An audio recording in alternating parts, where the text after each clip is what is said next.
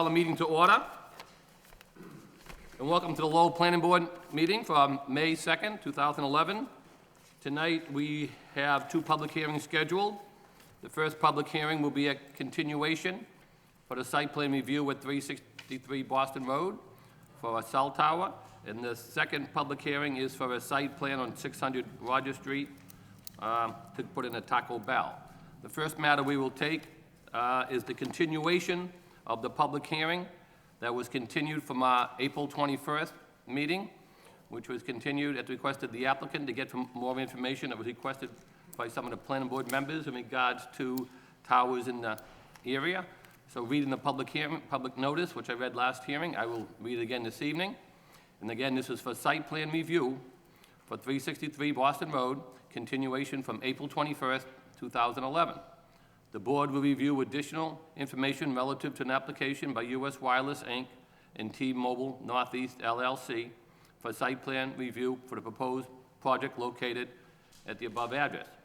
The project proposal is to construct and operate a wireless communication facility that includes a 150-foot tower consisting of 9 wireless telecommunications panel antennas.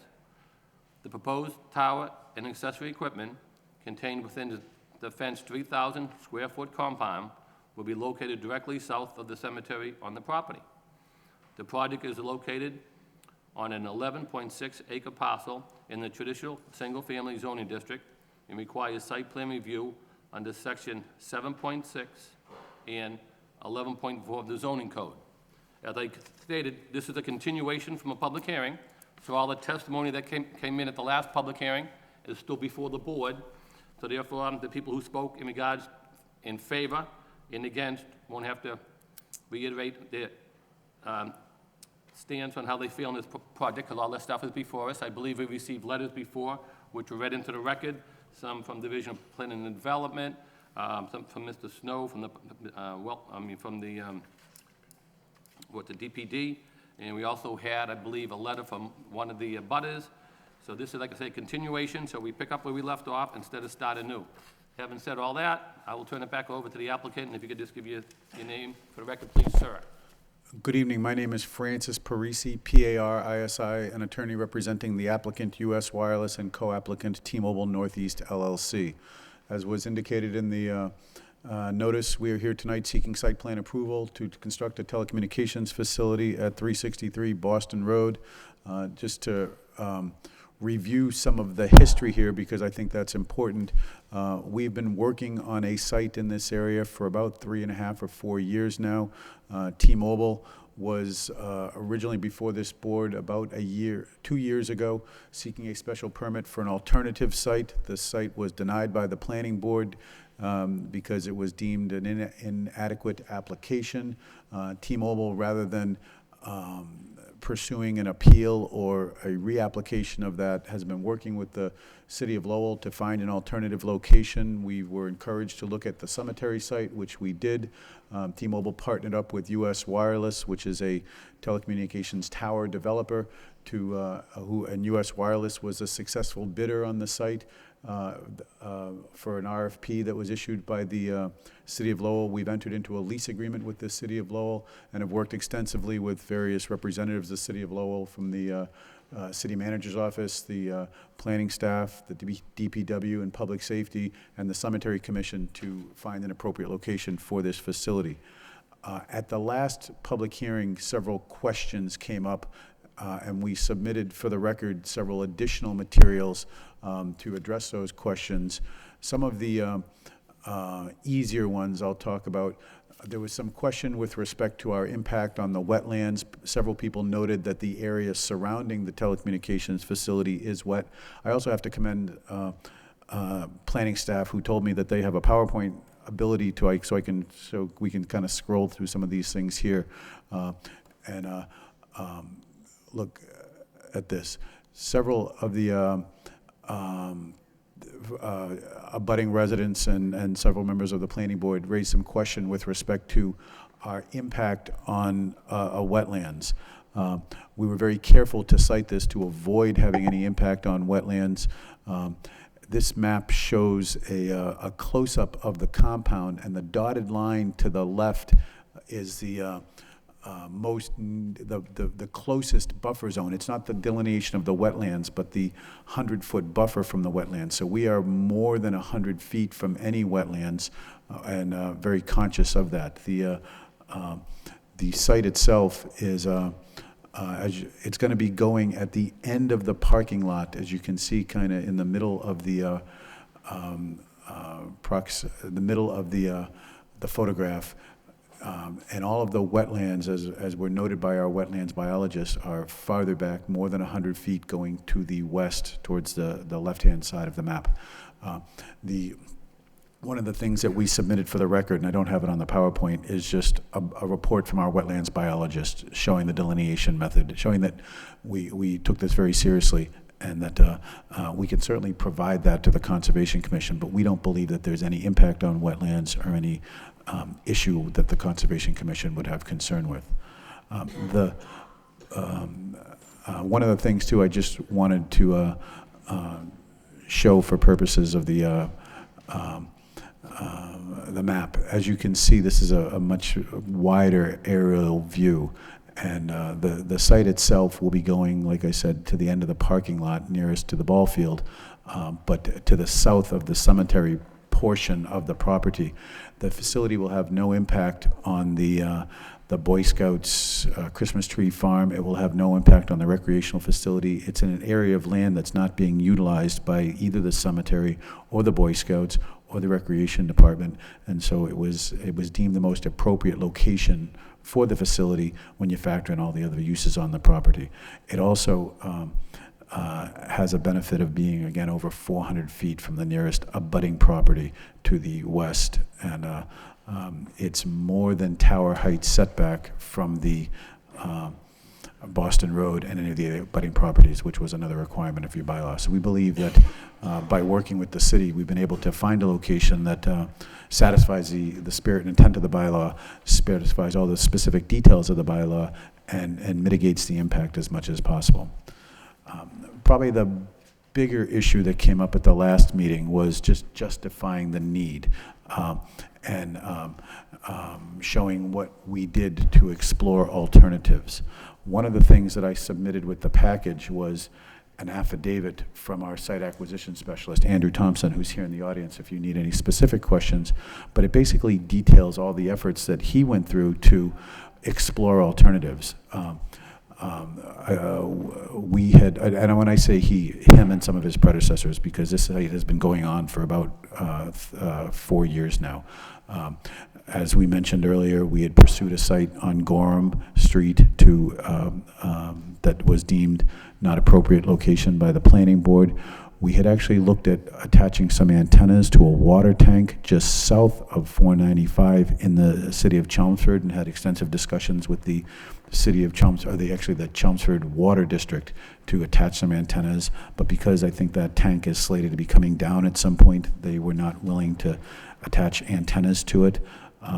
We actually looked, there are 2 towers that I think were mentioned at the previous public hearing, one on Bolt Street and one on Washer Street to the north, and had extensive analysis of those towers, and for a variety of reasons, as detailed in the affidavit, they were deemed inadequate.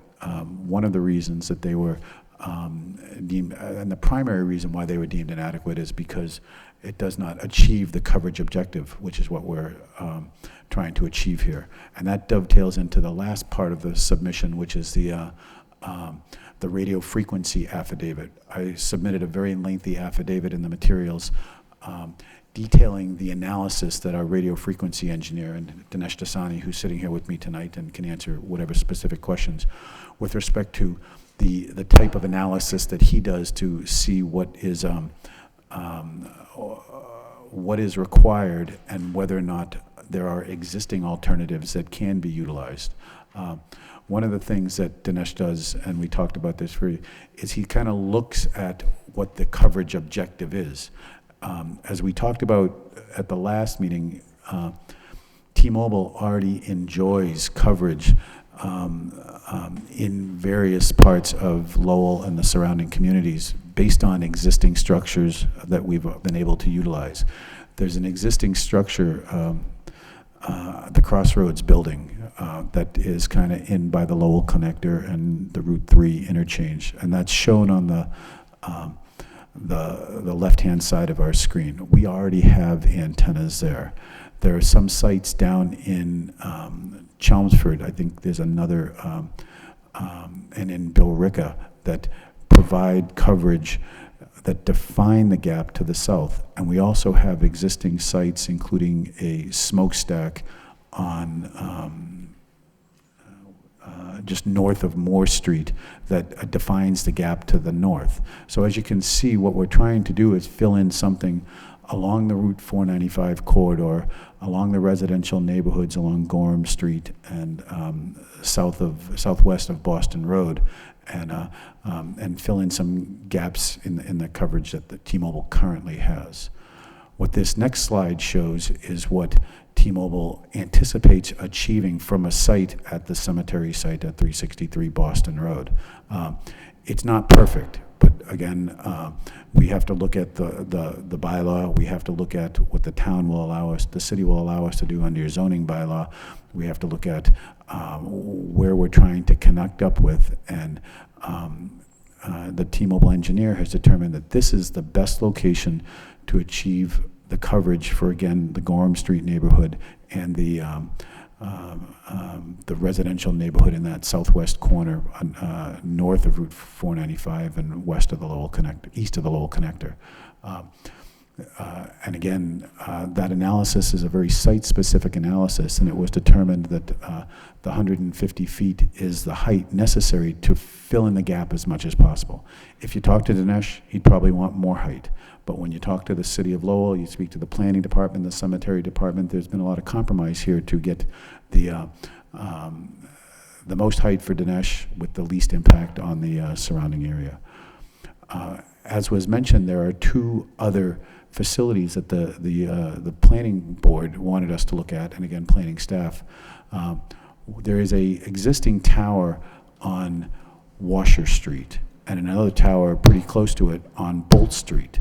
And we looked at those from just a technical perspective. We looked at the towers to see what height was available, and the one on Bolt Street is just a little bit shorter, and we ascertained that even if we could sign a lease with somebody, even if the tower would structurally accommodate, even if there were all these other technical concerns that were able to be overcome, which we haven't analyzed, the tower itself would still not satisfy the coverage objective that the existing site, that the proposed site on the Boston Road would satisfy.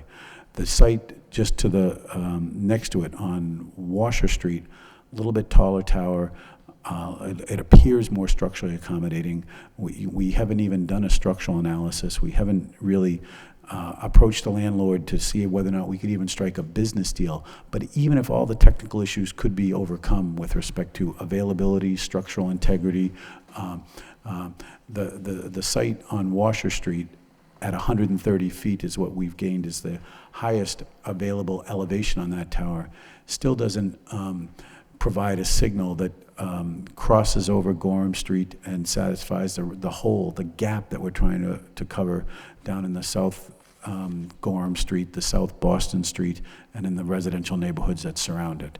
And as you can see, this to me is the easiest graphic to ascertain. This is what we hope to achieve by building a site at the cemetery. This is what we would do if we were to build a site on Washer Street in the alternative. As you can see, they're really not duplicating each other. They're actually, we don't have budget, we don't have plans, we don't have any issue with trying to get on that existing site. But even if we did at some point, there would still be the requirement to build a site down in that south Boston, on the south end of Lowell, and we believe that this, where we've chosen, is definitely the most appropriate location, given the coverage needs, given the technical objectives, given the history of this particular search ring, and given that the city has indicated a willingness to lease space to us. So it is our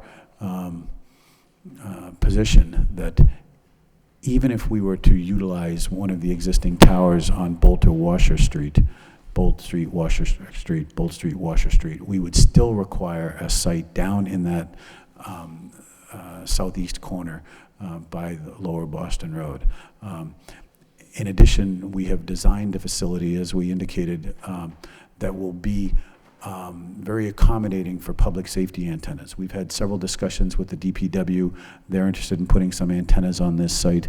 We've had several discussions with the police chief and the head of communications for the police department. Unfortunately, there was just some vacations, and I think there's someone ill, a family member who's ill, so they couldn't get us a letter. We hope to have it in time for the zoning board meeting, but public safety, and certainly the police department, has indicated to us that they're very supportive of this site. They're very interested in putting an antenna on this site. And so the type of facility that we've designed, the monopole structure, would allow us to very easily accommodate that. And so this shows what we would also, as required by the bylaw, design something that accommodates co-location. So if we were to build this, we would make it available, we would agree to a condition that we make it available, and that we would design it structurally and with the requisite compound size to accommodate other co-locators if and when they come. So as you can see, the initial set of antennas for T-Mobile at the 150-foot level will be 9 antennas, and we've kind of penciled in lightly what it'll look out if we were to accommodate other telecommunications companies. That, as far as I left the last meeting, were the real gating issues with respect to whether or not the site would meet site plan approval. We believe, given all the information that we've provided, the site plans and all the supplemental materials, that the site meets the requirements of site plan approval, and we would respectfully ask that the board grant site plan approval so that we can go in front of the zoning board for the special permit. Thank you, Counsel.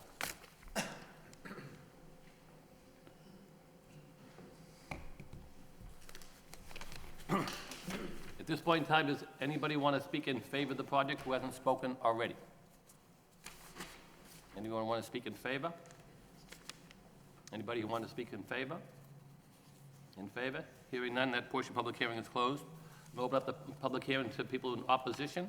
Does anybody here want to speak in opposition who has not already spoke on the matter? If so, please come forward and give your name and address for the record, if you would, please. We do have some new information I'd like to share, if that's possible. You spoke before? Yes, but... Okay, I'd like to hear from the people who haven't spoke before, then I'll bring up new information after that, okay, sir? Thank you. Good evening. My name is Muriel Pasagian. I live at 20 Woodland Drive, number 347. I would like to speak in opposition to this plan. I am aware of some of the FCC laws regulating cell towers, and from what I understand, they do give the industry broad leeway. And I do recognize that the city of Lowell needs new commercial revenue streams. And I do acknowledge that, like a lot of people, I enjoy and appreciate the ability to make a phone call, to text, or to roam for the internet. So I am not opposed to cell towers, but I do question locating one that is 150 feet tall with 9 panels in what I consider to be a city park. Although this facility may be small in comparison to some of the other parks we have in the city, it is our park, and we do enjoy the open space. It is not an appropriate place for a cell tower. As you know, as we all discussed, there's the cemetery, there's the little woods that the Boy Scouts planted their trees, and there's 2 ball fields. There's a small strip of land that's quote-unquote a parking lot. There is not 11 acres of open space. It's not 11 acres, it's only 2 ball fields.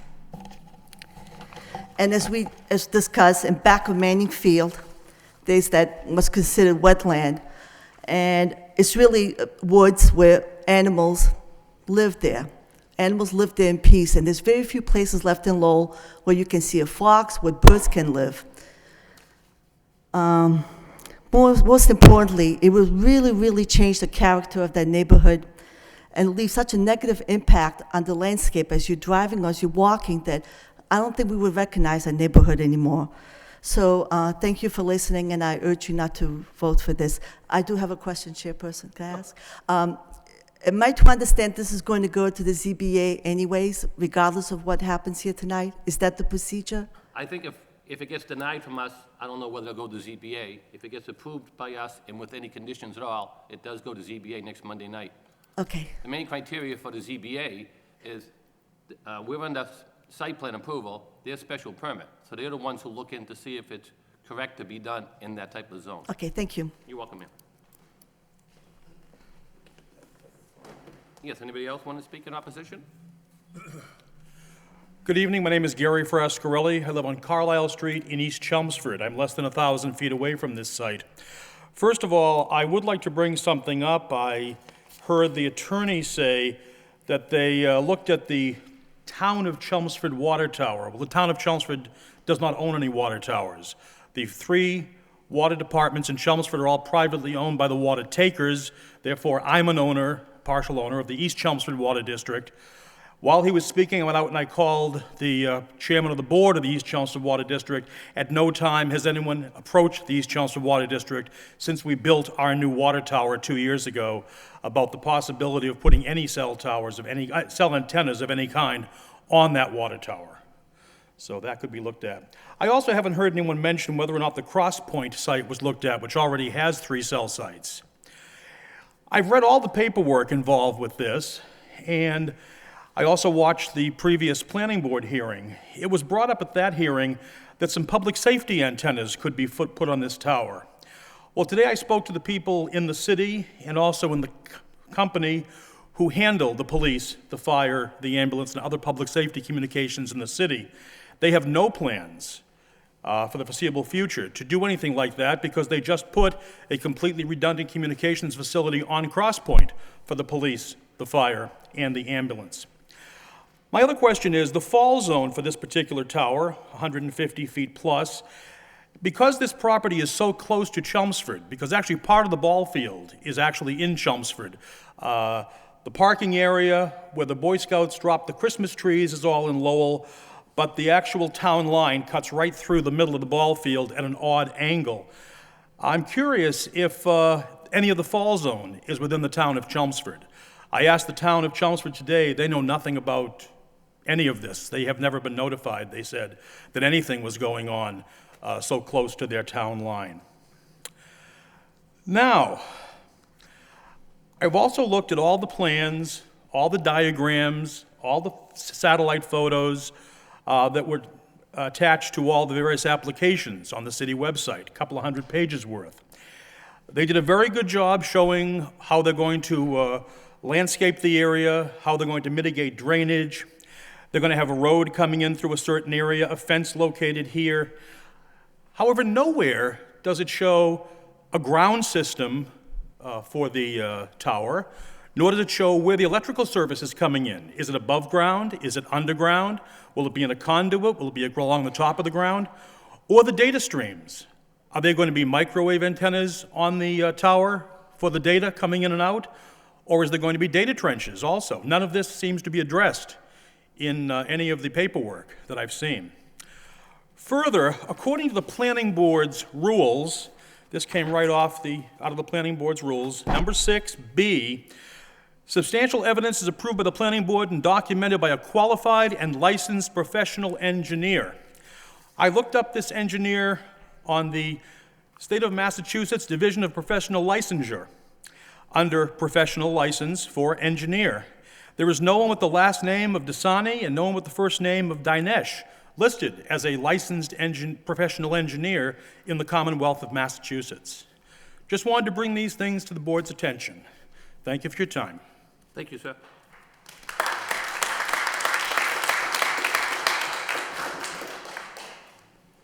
Anyone else want to speak in opposition who has not spoke yet? Yes, my name is Richard Lamro. I'm at Woodland Park, Unit 221. My backyard is in the cemetery, basically. We're fighting flooding now with it, and we have water coming up through the ground. This is going to have to affect the water table somehow. We can't afford more water coming in there. That's one of my main issues.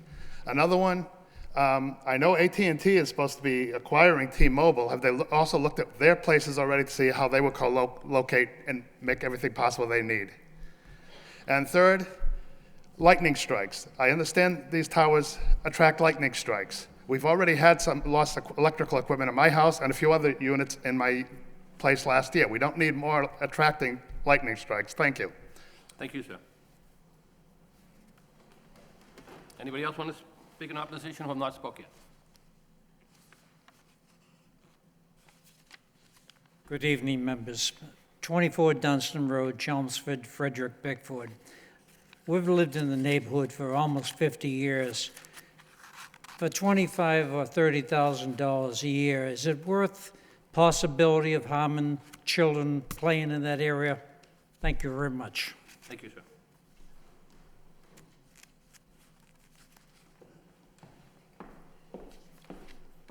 I'm Claire Bickford. I live at 24 Dunstan Road. I'm well aware of that property. My children play there. It has fox, turkey, and whatever. But what I'm really chagrined with is we were never notified that there was a balloon test. It is like no common courtesy until we got the certified letter. And if they don't do that, what else are they not telling us? Thanks. Thank you, ma'am.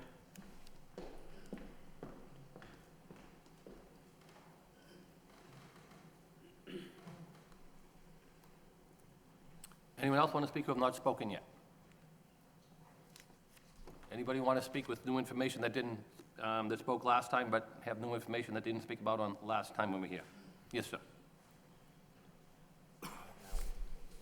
Part of what was brought up, my name's Bill Lunt from Woodland Park, 80 Swan Street. Part of what was brought up last time was the need for this cell phone coverage.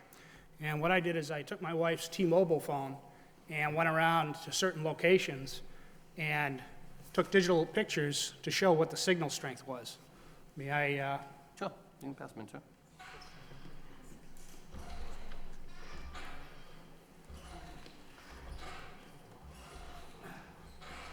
number of bars is in the top left corner of this cell phone.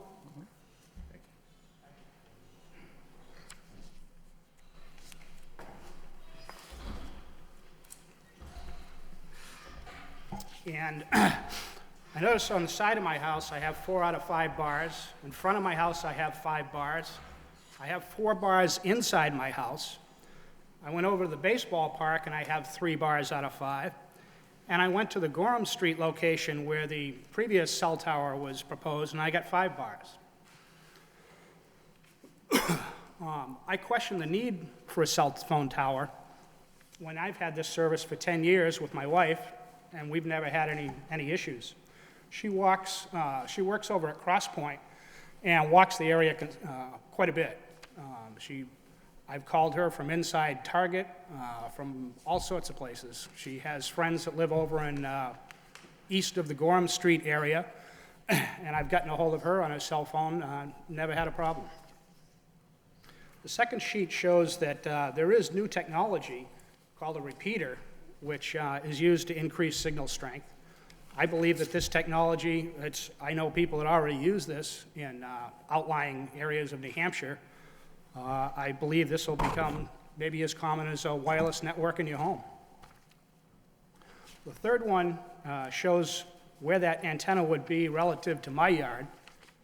The fourth sheet shows kind of what I see from their picture of kind of a nice, fuzzy little small picture versus an actual cell phone tower picture that I took up in Nashua, which has quite a few more antennas and certainly looks a lot different to me. I also noticed at that cell phone tower site that the transformers were inside the fenced-in area, where I believe we've heard that that can't be done, that the transformers have to be outside of that area, where I'm concerned that children are going to be playing around in that area. I know a lot of transformers use PCB liquids. If they have battery backups, there's corrosive liquids for the batteries. Just doesn't seem like all that great a place next to wetland areas. And I guess the last one is just showing the view from the windows of my home that I'm going to see every time I open and look out the window. Thank you. Thank you, sir.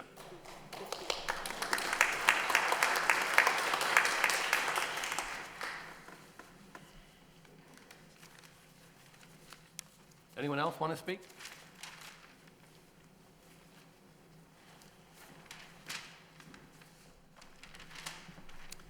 Hello, Jim Collins, 33 Dunstan Road, Chelmsford, Mass. I just want to submit to the board information regarding, the current action by AT&T to purchase T-Mobile USA.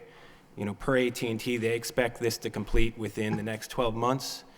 And the reason I bring this up is because, AT&T and T-Mobile utilize the same cell phone technology. They both are GSM-based networks. And I was interested in seeing what AT&T's coverage looks like in these particular areas to see if there'll be redundancies after this sale is completed. And sure enough, if you look at the T-Mobile, the AT&T maps, which are available, on their website, they have excellent coverage in this area. So it's very likely that these towers, the need for this tower will be eliminated completely once this purchase is completed. And if you, research this purchase, it's very likely that this is going to be approved and it's going to happen.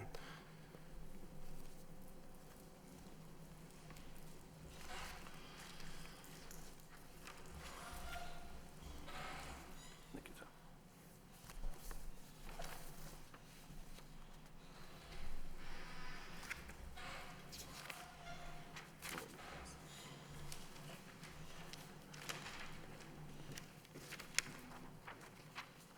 Anyone else want to speak in opposition at this time?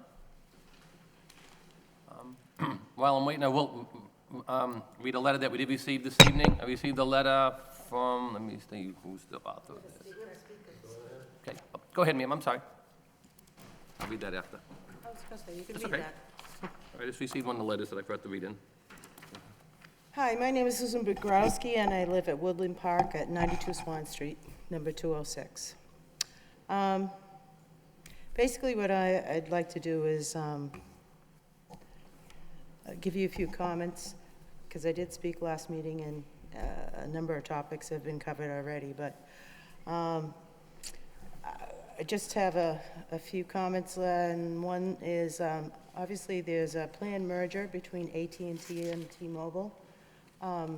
If this happens, isn't this going to be redundant coverage?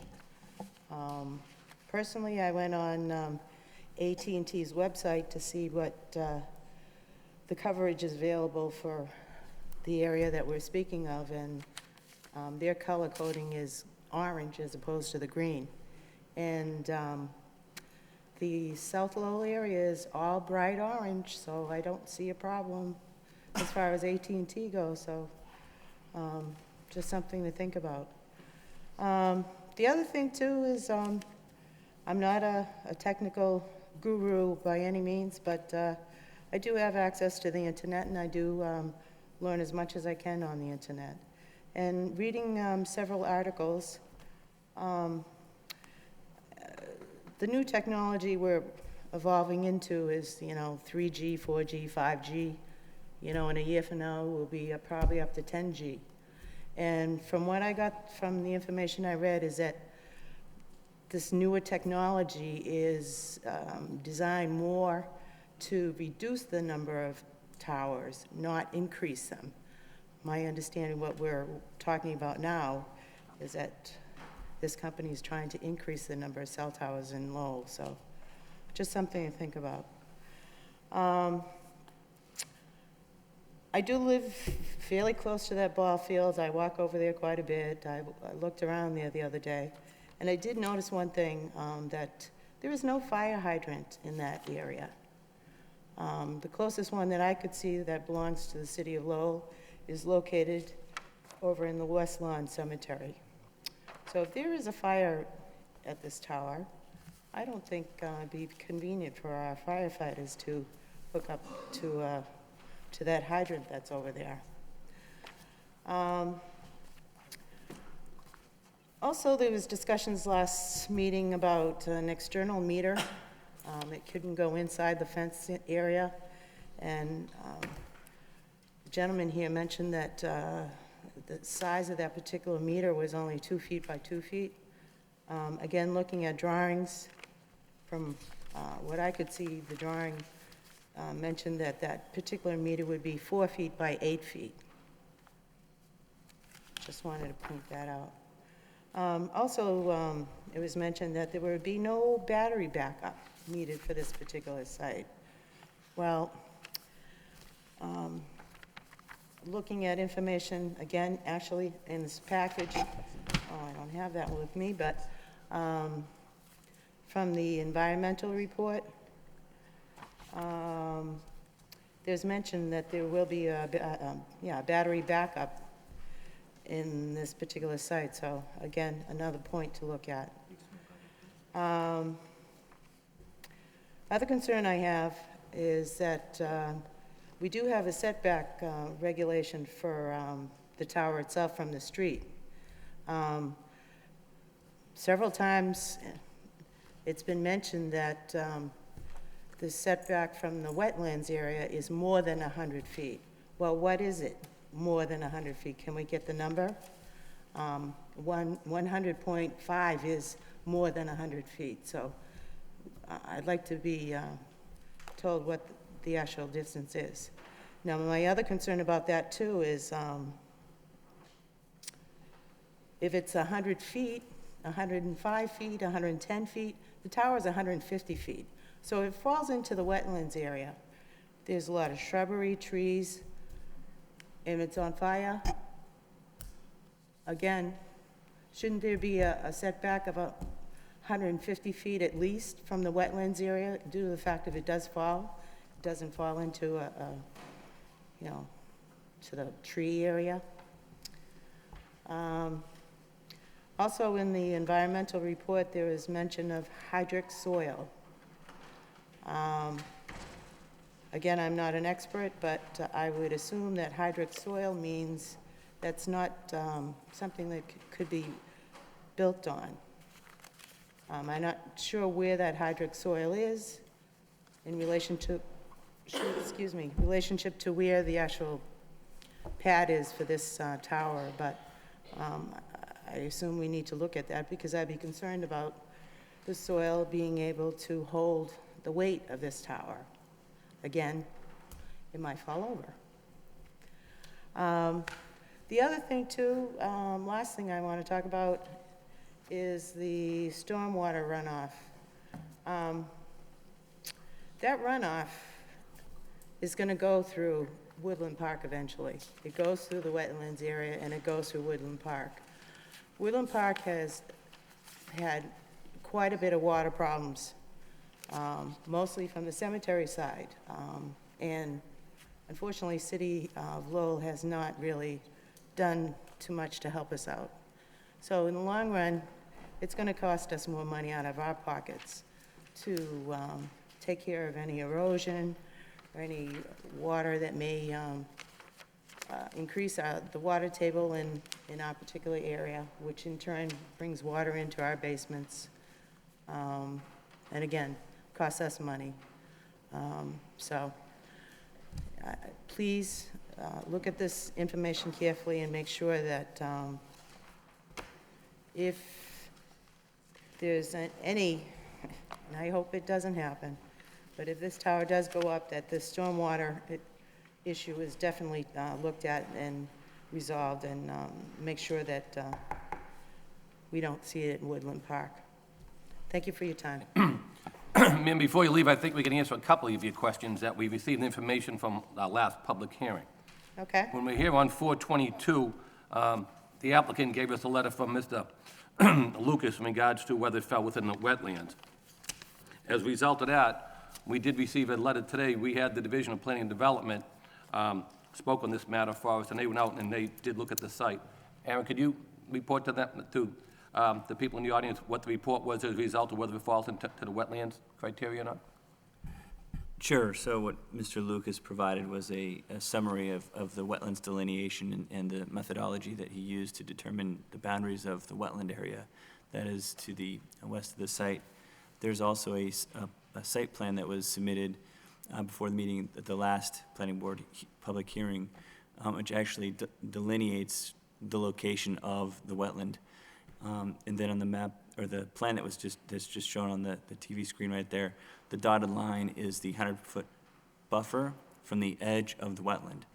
And so what that indicates is that any construction that happens within that buffer area, it would require a notice of intent filing with the Conservation Commission. Based on the plans and the delineation that was presented to the board and that we've reviewed in DPD, it would not require a filing of notice of intent with the Conservation Commission. I think one of the questions is is it outside 100 feet and then anything above that, correct? Is that what it is? Yeah, it's outside. It's showing that it's outside of so there's work that you can see on the plan.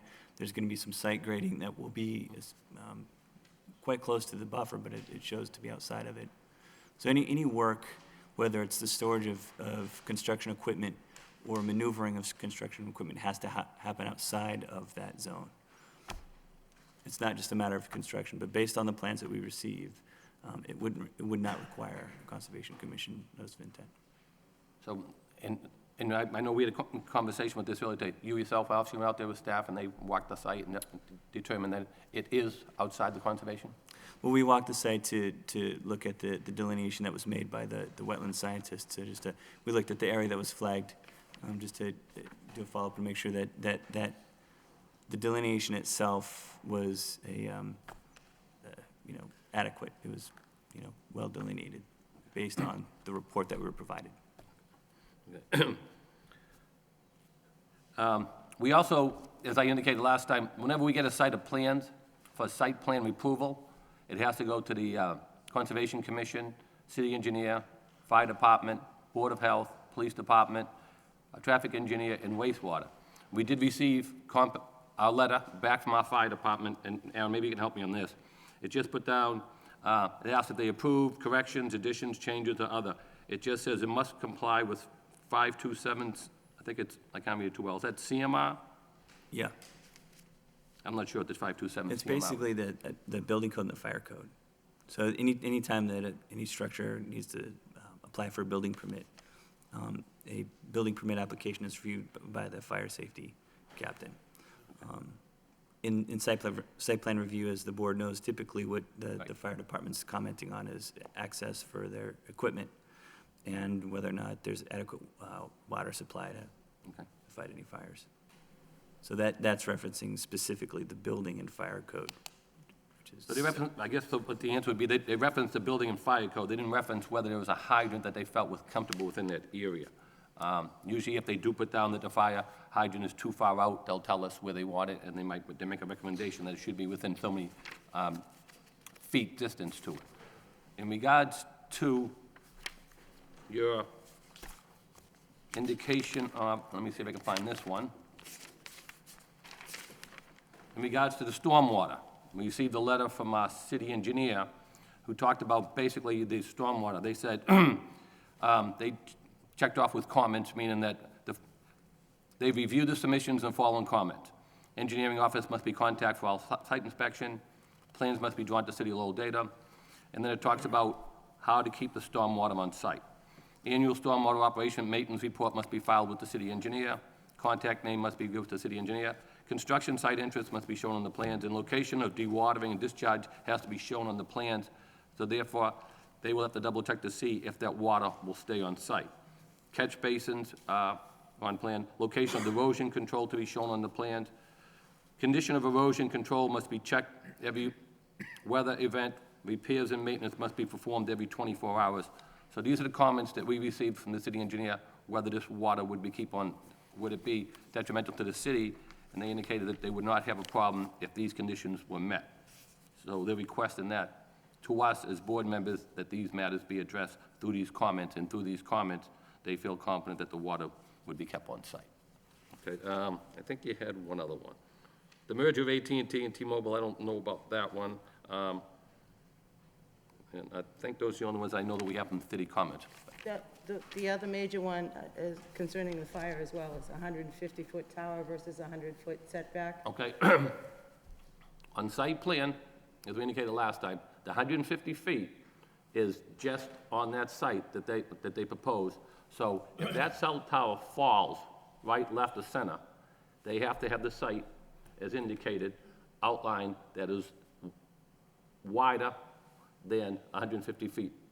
I believe the applicant, and they put in the site plan approval, had met all that criteria. I think most of the stuff was over 200. Counsel, do you have it on top of your head? The nearest property line Could you is, just have to step up? I mean, I know it's in the application here. So the for the nearest- side yard, I mean, it's 150, and I know your 4 dimensions that you gave us before, front, rear, and side yard.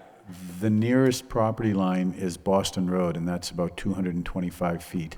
The nearest, to the west, where the woodland area is, we're over 400 feet. And we're more than 250 feet from the Chelmsford border, which really isn't even the property line, but our engineers misunderstood the plan. The property actually goes several hundred feet south into Chelmsford, owned by the city of Lowell, inside the city of Chelmsford. But the way this is drawn here is we are more than 250 feet from the city of Lowell, I mean, the town of Chelmsford's property line. So I hope that answers some of your questions. No, it doesn't. Well, on the site You know, plan, to He's what? telling me 400-something feet from Woodland Park, but in between that measurement, wherever that is taken from, in Woodland Park, is a wetlands area that's covered with trees and shrubs, and if a, 150-foot tower that's on fire falls into the woods, If that tower falls, it's gonna fall on their land. you're saying the way it's positioned. The way, they have to meet the criteria under the site plan review. So if it falls, it has to fall away from the wooded It- areas. They have to have enough square footage all around that land, so if it falls on their land. The other question is also, is there any... Under the site plan review, they have the footage for the site plan, the front yard and the rear yard, so it will fall on their property line. And that's what they have to have, on their own property itself. Right. I'm just saying what the criteria is on the site plan approval. Okay. So I mean, if it's, like, he can't have, if it's 150, and they only have a side yard of 100, then it wouldn't meet the criteria. So it has to be higher, more on their own property, so if it falls. That's what's under the regulations under site plan approval for the side yard, rear yard, and front yard on the cell tower. So if it falls, it has to fall. They have to have enough land to cover it that it'll fall onto their property. The other question I have, too, is there any provisions for any type of fire alarm? Because this is an isolated area, and even a small fire that starts over there, it will not be noticed for quite a while before it's ablaze. So I assume there should be some type of fire alarm built into this system to alert the fire department that something's going on. Thank you, ma'am. Again, thank you for your time. Thank you. Can I just wait to see if somebody else has finished speaking, sir? Thank you. Anybody else want to speak who hasn't spoke previously or any new information? Okay, yes, sir, go back and give us your name again. Once again, Gary Frascarelli, 105 Carlisle Street, Chelmsford. Based on some of the things I've heard tonight, I have a couple of things to add. First of all, I've been on the site quite a bit in the past couple of weeks, and they're saying it's 400 some odd feet to the nearest building. Well, based on all of the tape and paint markings on the property there that the surveyors put there when they did the balloon test, and by the way, this is how I found out about the whole thing. I just happened to be coming back from the Market Basket store one day, and there was the balloon up in the air. And having been in broadcasting for 40 years as an engineer and an announcer, and also being a licensed amateur radio operator, I'm well aware what the balloon test was. So I then called some of the people at Woodland Park and I said, hey guys, do you know that there's going to be a cell phone tower in your backyard? And they didn't know anything about it. So the person who mentioned that there was no notification of the balloon test, apparently nobody knew about it.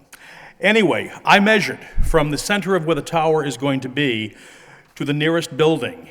And my tape measure in theirs must be different because I was well less than 400 feet by the time I was tapping on the back wall of one of the condos at Woodland Park. Number two, I believe that it's a very, very good possibility that while they're excavating in this area, they're going to be excavating in what is considered the recharge area of the East Chelmsford Water District. Less than 1,500 feet away from this site are the ground wells for the East Chelmsford Water District, which is where the entire neighborhood gets its water from. And I would certainly hate to think that after spending $3 million on new water towers and new filtration plants, that all of a sudden we may have a problem because of incursion into the recharge district. The other question I have is on battery backup. I do believe from my research, the FCC requires battery backup on every cellular site. The latest information I could find was a new ruling in April. I believe it's between 12 and 24 hours of battery backup is required. When it comes to wetlands, I spoke to someone the other day, and just because ground is wet or dry doesn't necessarily mean it's wetlands.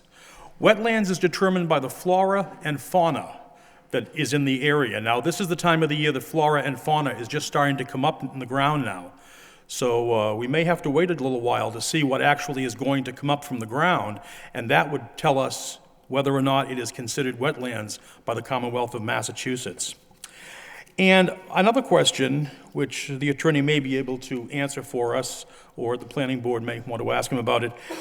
If this tower is put up, would it then be restricted to the current technology and the current 9 panels? Or once it's up there, let's say in 2 years, technology has moved light years ahead, can they then use that tower but put a whole different type of antenna system on it that without coming back before the board again? Or are they restricted to today's technology that is presented on the plans only? They'd have to come back before the zoning board of appeals. They would? Yep. Okay, thank you. Anytime any co-location has to go on a tower, it does not come before the planning board unless they're changing the site itself. If it changes the site, if it's already an existing tower, it has to go before the zoning board of appeals. Okay, thank you. You're welcome, sir.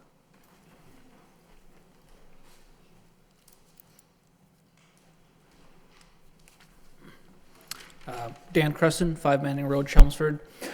This is just more of a question for myself. So the tower is supposed to be 150 feet.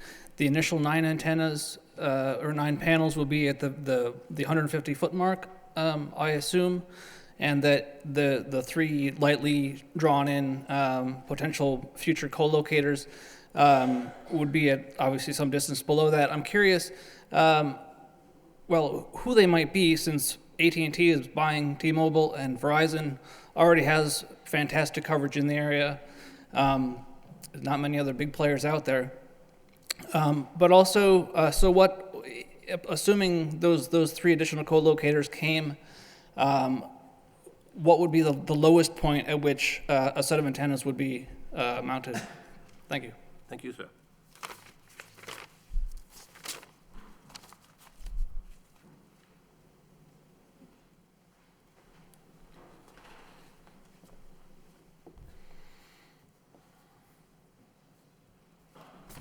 Good evening. I spoke at the last meeting. My name is Richard Tedesco, and I'm also a resident of Woodland Park, 346 Woodland Park. And I'd just like to state that according to the site plan, I can consider that cell tower mine because it's literally nearest my residence. But that aside, the lawyer for the cell tower consortium described in great detail the reasoning of the cell tower heights and how that affected their coverage and how it's needed in this spot. Now, with regard to cell tower height, the tower on Bolt Street was disregarded because it was 130 feet versus 150 feet. 20 feet is not going to make a difference. 20 feet from 130 feet to 150 feet. Those 2 other potential cell towers, antennas, that are going to be less than 50 feet, if 150 feet is their sweet spot, that means those 2 renters are going to be at a disadvantage according to what he told you? I'm asking. The other question is to why this particular cell site? Why this particular area at 363 Gorham Street, or Boston Road, excuse me. He mentioned other sites that they were ready to build and put up, but they either walked away or it was denied. Those happen to be sweet spots for their signal area, but they didn't get put up for some reason. So now this is the quote-unquote sweet spot to fill in a gap. But you heard testimony tonight from someone who said, I have no problem receiving 5 bars. So where's the gap? He has a T-Mobile phone. Have they explained that? I don't think so. The other issue is, again, why this cell site? Why this particular place? And they have not, again, come up with independent studies as to say there are other alternative sites that will meet that nice little circle of coverage area. They've not specified that. And if it allows to go through, and a cell tower then is put up at 363 Boston Road, and it meets their coverage area, what is to preclude another one going up a half mile away? Another one a half mile away? A third one a half mile away? A fourth one a half mile away? Because there's obviously gaps in the service area. My question is to the board, why this particular site has been chosen. Okay? They have not demonstrated to you where they are going to place power drops or service drops for their communication back to their cell central station. I didn't see that in the plans. My question again is, why this particular area? Why this particular spot? It cannot be because of a lack of coverage. They have not proven that there is a lack of coverage. Nowhere in their site plan does it say we need it because of a lack of coverage. And I just like the board to take that into consideration and to realize if it goes forward and the Zoning Board of Appeals is our last resort, we have to ask ourselves, the way they are going up, the city of Lowell will have nice trees, metal, and they will last 1,000 years. Because that's what is going to happen. There's going to be a cell tower every 1,000 feet to meet the demand. So I do not believe that this particular site is chosen for the right reasons. They have not proven that they need a cell site at this particular site, at this particular location. There are other locations that are well away from any live human being. Other parts of West Lawn Cemetery, where there are gravestones and the amount of radiation that you guys do not have any jurisdiction over. I know that about the FCC, but people who are dead don't have any concern about radiation. I know that's a moot point, I just wanted to state it. There are other locations where the cell site can go up. That's all I need to say. Thank you, sir.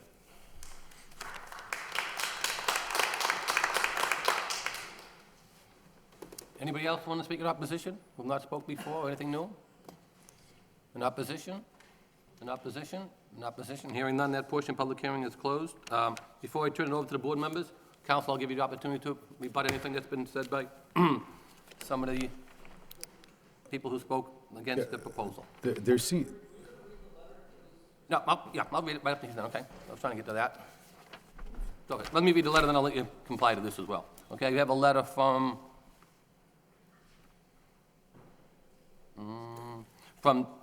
Gay Winkler. A Woodland Park property. I'm not sure I can make the May 2nd meeting, and I am following up on the April 21st meeting. I want the following points noted in the opposition to communications cell tower.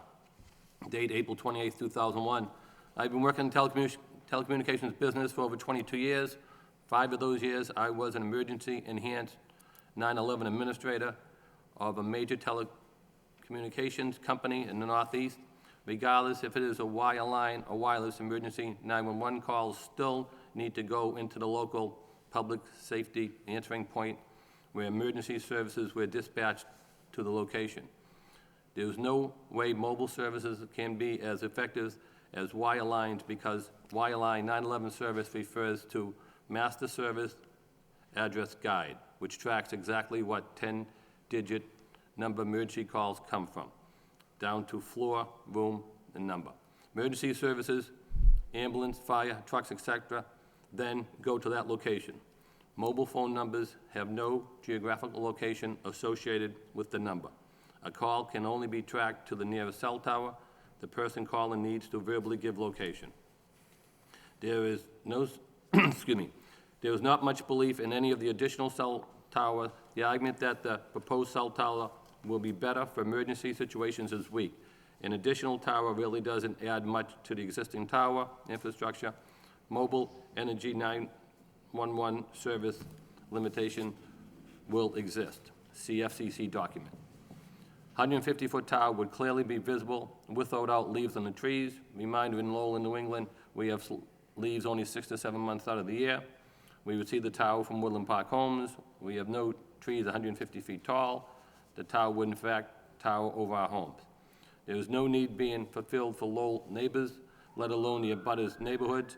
The tower companies wants to build out their Route 495 coverage for data service, instant messaging, internet access, so travelers on Route 495 will have robust data coverage. Good phone coverage already exists. Our property is adjacent to to 3 highways, Route 3, Lowell Connector, 495. The tower company wants to boost data coverage for vehicles traveling through the area, providing no benefit to the community. The cell tower company is trying to manufacture a need. There is no need for additional cell tower.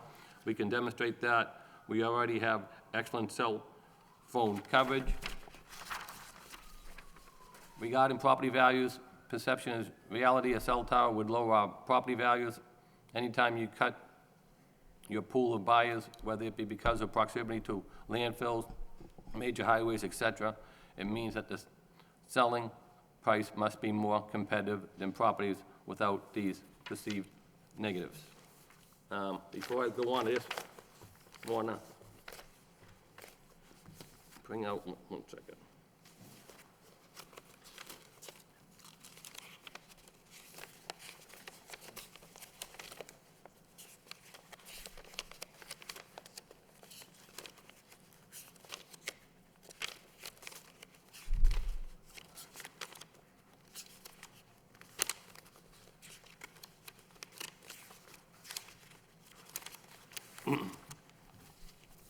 A question did come up tonight, and also what we did, that we received a copy of a letter last meeting, just so people who weren't in attendance last meeting or who rose questions tonight. We do have a letter that was submitted to us that is part of the ongoing public hearing from last meeting. This was from Ralph Snow, who's the Public Works Commissioner for the City of Lowell. This goes on and reads, the City of Lowell Planning Board, Wireless Communication Facility, Special Variant, the above address, 363 Boston Road, Lowell, Mass. Dear board members, I respectfully recommend approval of the application of the variance for the wireless communication facility at the above address. The proposed facility, in addition to hosting commercial wireless communications carriers, will also provide the City of Lowell's Police Department, Fire Department, Public Works Department, and Emergency Operations Centers with radio antenna communication equipment attached spaced on the tower to facilitate and improve emergency, mutual aid, and day-to-day communications with the City of Lowell. So that's another letter that was submitted to us last time, but was not read into the record. So at that point, I'll turn it over to you again, Council. To comment on some of the matters that were brought out. There seems to be an immense amount of confusion with respect to this, and hopefully I can answer several of the questions that came up from the area residents. One of which, and several of which concern stormwater runoff and the impact on the wetlands. The engineers who designed the site and who did all the surveys were very conscious of placing it so that it wouldn't have any stormwater runoff and wouldn't have any impact on the wetlands. The reason why we submitted the wetlands report just last week and not with the original application, because when we filed the application, there was 3 feet of snow on the ground, and the biologists couldn't do the wetlands analysis that they're required to do under Mass law in order to do a specific wetlands delineation. So we purposefully waited to do that until there was sufficient wetlands indicia to do a report that complies with Mass law. With respect to stormwater runoff, the compound itself will be about 3,000 square feet, smaller than this. I don't want to say small in this room, but about the size of this room, 50 by 60 in diameter, the majority of which will be crushed stone and will have no stormwater runoff. But to mitigate any impact of stormwater runoff, given the proximity of the wetlands, the engineers have drawn in what they're calling a retention trench, and it looks like 2 long, it looks like the letter H just to the north of the compound site. And what that is going to be is a retention trench with crushed stone in the grass area just to the north of the site. So if there is any stormwater runoff, it'll be captured in that retention trench and not flow into the wetlands or farther towards the woodland neighborhood. The other thing that we did was to grade it in such a way so that the water would flow towards that retention trench and not towards the wetlands. We will submit, for purposes of the construction drawings, when we get to the building department, very detailed erosion control plans. We understand that we're close to the wetlands, but not in that. We don't believe we'll have any effect, but we will be very conscious during the construction process to reduce any impact on the wetlands from the construction process. The other question that came up is repeatedly is with respect to the AT&T merger. As has been accurately portrayed by several people, AT&T has announced a desire to acquire T-Mobile. The reason why they're doing that is because they themselves don't have sufficient capacity for their telecommunications and are buying up T-Mobile, which comes with an immense amount of frequencies and telecommunications bandwidth. They need this site just as much as T-Mobile does, and what they're doing is buying T-Mobile rather than going out and building more and more sites. The demand is there. Whether or not this is T-Mobile, AT&T, or other telecommunications companies, these sites are being designed, and there was some reference to 2G and 3G and 4G, and what that references is the multiple generations of technology. As technology advances, there's newer things that phones can do, and we're building these cell sites for yesterday, today, and tomorrow because the demand is there and increasing. Whether or not T-Mobile is ultimately acquired by AT&T, and it's very uncertain at this point whether or not that's even going to happen. We do not believe that this site is going to be made redundant or abandoned in any way. However, your zoning bylaw, and we would certainly agree to a condition, whether it be from the planning board or from the zoning board, that if this site was ever abandoned and that it be removed, we would certainly agree to that condition. That's another requirement that we have with the lease from the city of Lowell. And in addition, I believe the zoning bylaw requires us to post a bond so that in the event that this site is ever abandoned for whatever reason, that there's a mechanism to actually take it down. And we would certainly agree to that condition. We do not believe that it's redundant, unnecessary, and demand shows that. I'm glad to see that there are several T-Mobile customers in the audience. We want more and more. But they're the first people to complain when their phone doesn't work. And that's what we're trying to establish here.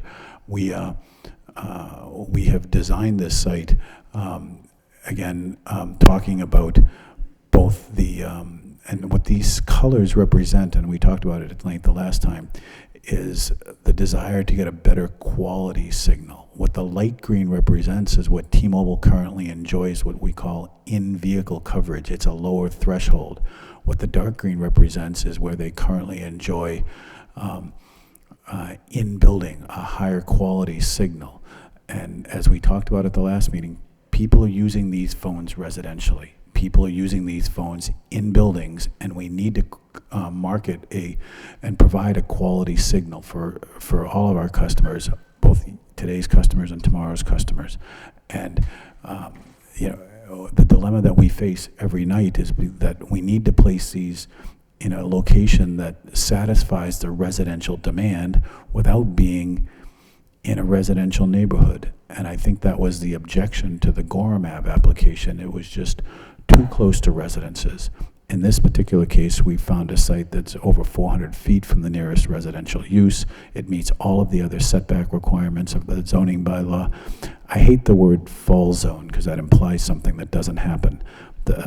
What we use on our side of the table is called tower height setback. And most zoning bylaws in most communities in Massachusetts require a tower height setback.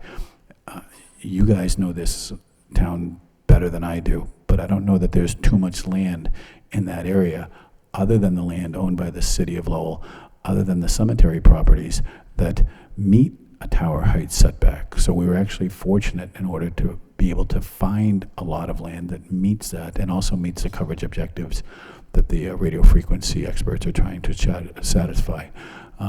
We actually would have preferred to put it farther north on the Woodland Cemetery property, but given the existing cemetery use and the value that that generates for the town, plus the use of that as a historic cemetery, requires us that we be away from the cemetery property. So the actual location on the lot itself was very extensively discussed between the city manager's office, the cemetery commission's office, the recreation, and other representatives of the city of Lowell to find a site that doesn't have impact on any of these other uses. And we believe that we've actually found a site that, again, meets all the setbacks.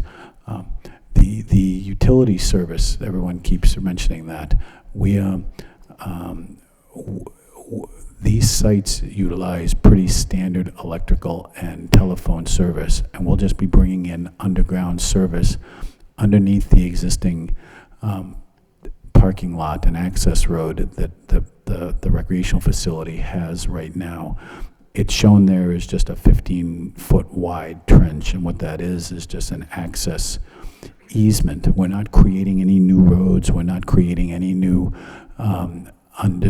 disturbed area. We're using the existing parking lot, but the engineers just draw it out as a 15-foot right-of-way for both utility and access from Boston Road. But everything will come in underground, will be trenched in a manner compliant with all the requirements of the building inspector and the town engineer.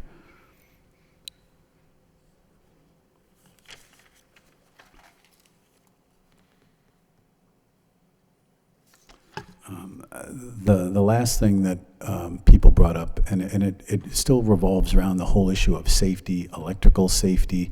What we've done right now is done drawings that are compliant for the planning board and the zoning board.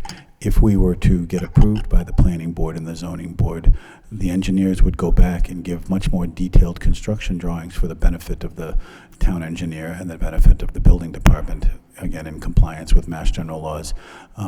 These sites, being tall by nature, actually attract electricity, and we build them with very extensive lightning protection and grounding details, and we would certainly provide that detail to the building inspector if and when it gets approved. We actually find that they actually attract lightning to a place where there's already to a place that will be constructed with an extensive grounding system, rather than the area. Several people mentioned that Woodland Road, the Woodland area, has issues with lightning strikes. Well, this will actually improve that by attracting lightning strikes to this area, to an area that will be extensively grounded to dissipate the electrical charge throughout the grounding system.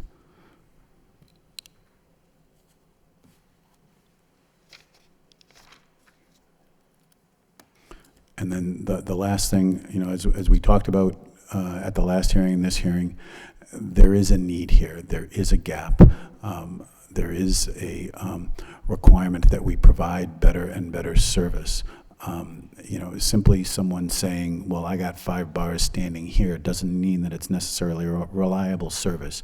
And the farther you get away from existing cell sites, the more area topography and other structural impediments, trees become an impediment to a good quality signal. And what T-Mobile is trying to do is design a site that they can provide very reliable service, both in vehicle and in building, in the area along the Route 495 corridor to the west to the Lowell connector, and in the residential neighborhoods both on Gorham Street and south of the Woodland neighborhood, including the Woodland neighborhood. We actually find that these actually become an improvement. We've lived with cell towers every 50 feet in the form of telephone poles for the last 100 years, and this is the technology that people are demanding, people are embracing, and we hope someday that all the wires will come down, because the world is moving wireless, and demand is certainly there, and the need is certainly there for the service and for the site at this particular location. I'd be happy to answer any more questions the board has. I have radio frequency experts and site acquisition experts that have already provided affidavits, and I think answered some of the questions that came up, so I'm not going to rehash them. But if there's any other questions the board have, we'd be happy to answer them. Thank you, Counselor. At this time, I'll turn it over to the board members if they have any questions. Any board members have any questions at this time? Mr. Lockhart? I have a couple of questions relative to your maps here, your coverage maps. The one that is 80 feet, I think is that on Bolt Street? I get them mixed up because we have different names, but Yeah, one is Bolt and one is Washer. One is a shorter tower. One is, if it's Bolt Street at 80 feet, and on Washer Street it's 130 feet. And your third one is at 150 feet. What if the other two, or one of the other two, were increased in height to 150 feet? Is that an alternative you've looked at, and how would it affect your coverage? No, we don't own those towers. Those are owned by other companies. I don't quite frankly understand how the tower on Bolt Street got approved when there was a tower on Washer Street 100 yards away. However, maybe before the zoning bylaw with respect to telecommunications facilities came in. But those are existing structures. I can look at them and say, well, if we could get on that tower, what height would be available? And a tower is like a totem pole, but it's essentially a vertical strip mall. And we can't say we can't take another height, because they've already leased that or used that for another purpose. So we've determined that even if the site on Washer, which I think is the taller tower, were available for technical reasons, the highest height that we could get there was 130 feet, and it still doesn't replace the coverage that we would be getting at a site at the cemetery. Okay. Relative to somebody brought it up to the transformer, I think I said it was like 2 by 2, and it has to sit outside the fenced-in area. Right. I think there was a misunderstanding with respect to that. There's a reference on the plans to a 4 by 8, and what that is the board. It's the board that the meter sits on. That can go actually inside the compound. The transformer itself is just an electrical transformer. It's a small box, smaller than this desk right here. We are told by the utility company, by National Grid, that it has to go outside the fence so they can access it 24 hours a day. We would agree to a condition that it be put inside the fence if the electric company consents to that. But I can't say that it goes out, because we are told that the electric company requires it to be outside so that they can access it. Yeah, you stated that before, because I asked the question. I have a little bit of a problem with that. You're on a baseball field, and, I mean, there's a potential safety and health issue there. Maybe, I don't know, I'm not an engineer, but it's something that needs to be addressed. As a condition, yeah, I can. Yeah, and these type of transformer boxes are utilized all over the city and all over the Commonwealth. The other thing, we could work with the utility company to secure it off with a separate fence and give them access to it. We understand your concern, it's just, Or conversely, tell us that there's no safety issue with it. these transformer boxes appear all over the city of Lowell and the Commonwealth. They're very common. They're not. This is not a high-powered transmission site. This is just standard electrical service. And my suspicion is that every park. It's next to a baseball field. Oh, I understand. And they're small cabinets. My suspicion is that there's transformers next to schools and other public parks and they're routinely utilized. Okay, thank you. That's all I have, Mr. Thank you, Ms. Lockhart. Mr. Gentleman? Thank you, Mr. Chairman. First thing I want to point out is it seems whenever we're here to talk about this cell tower, there's a Bruins playoff game going on. I don't know if there's any correlation to that or not. I'd like to point out again for the record that our purview and what we can do with regard to can we deny or approve this cell tower is greatly limited.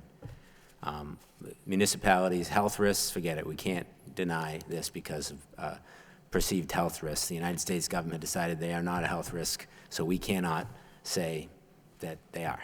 So that denying it for that reason is not on the table here.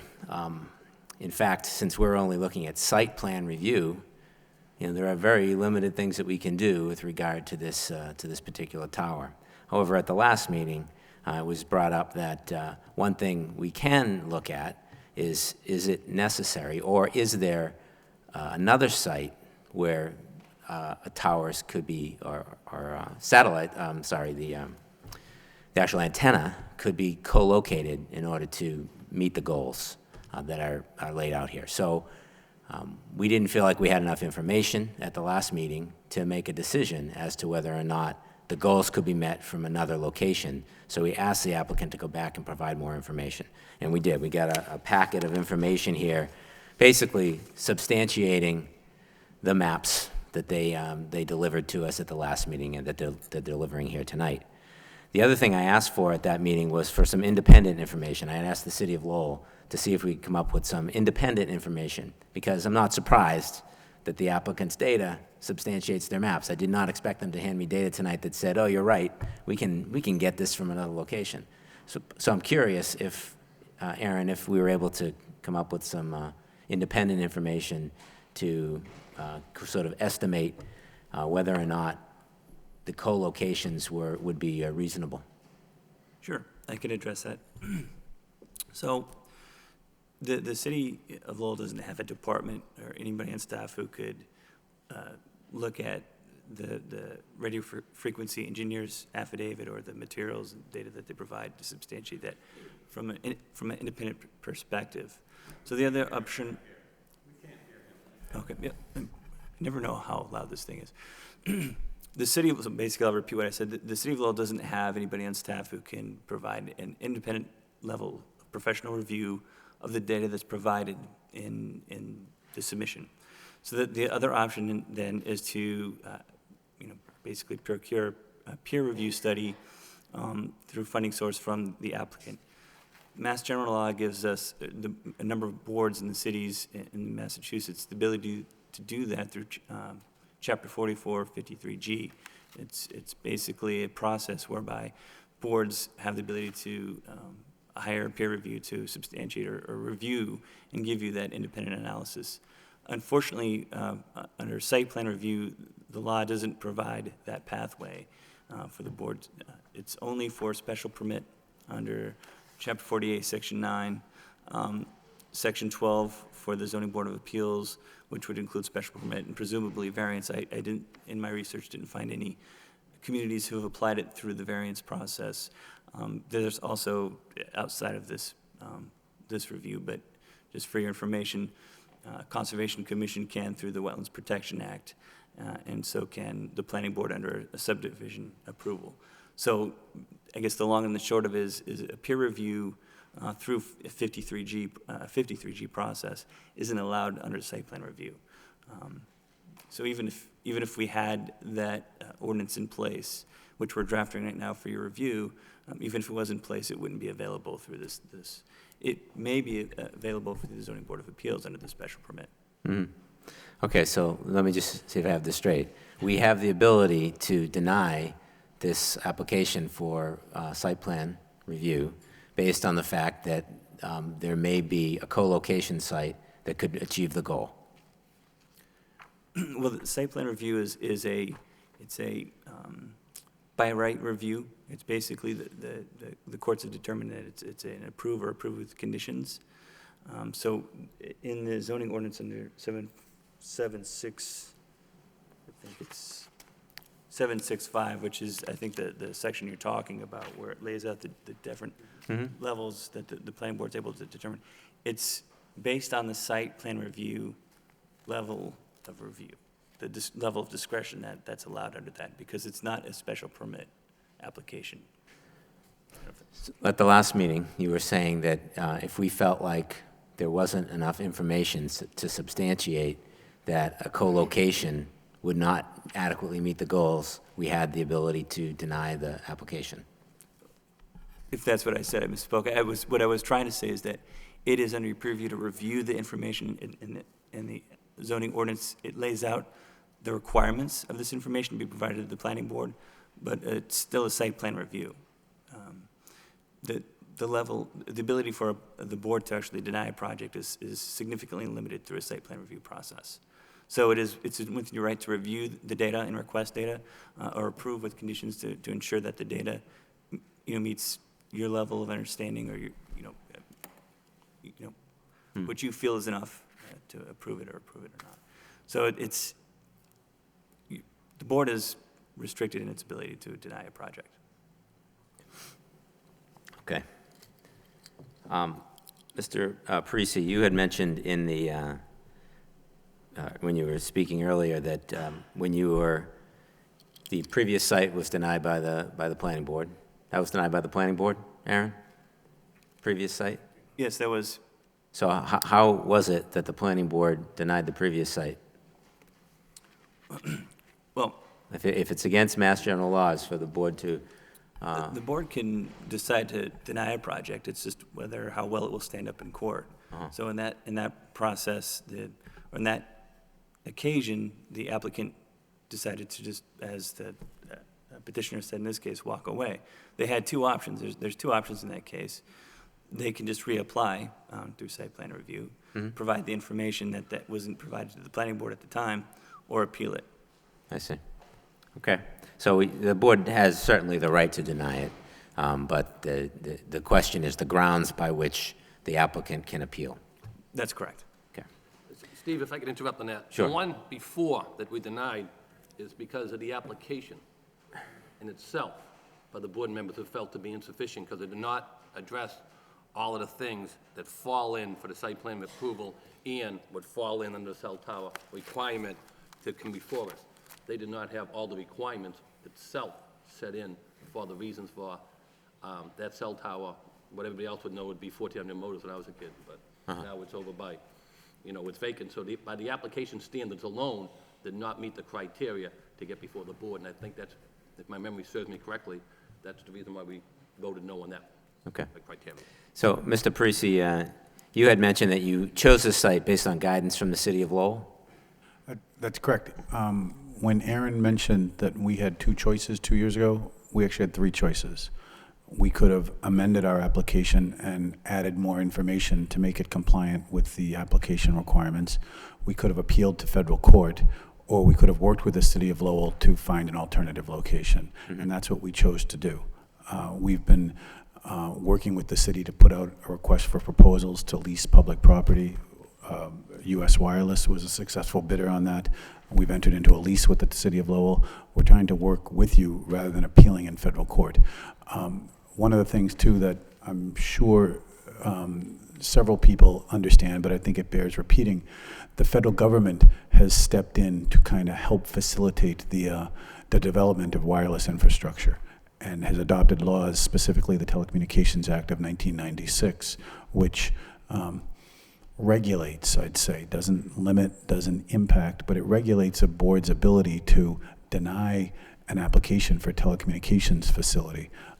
As was mentioned earlier in the evening, the federal government has said, we deem these facilities safe. Therefore, a board can't deny it based on the perceived health effects, and they call it the perceived environmental effects of a telecommunications facility.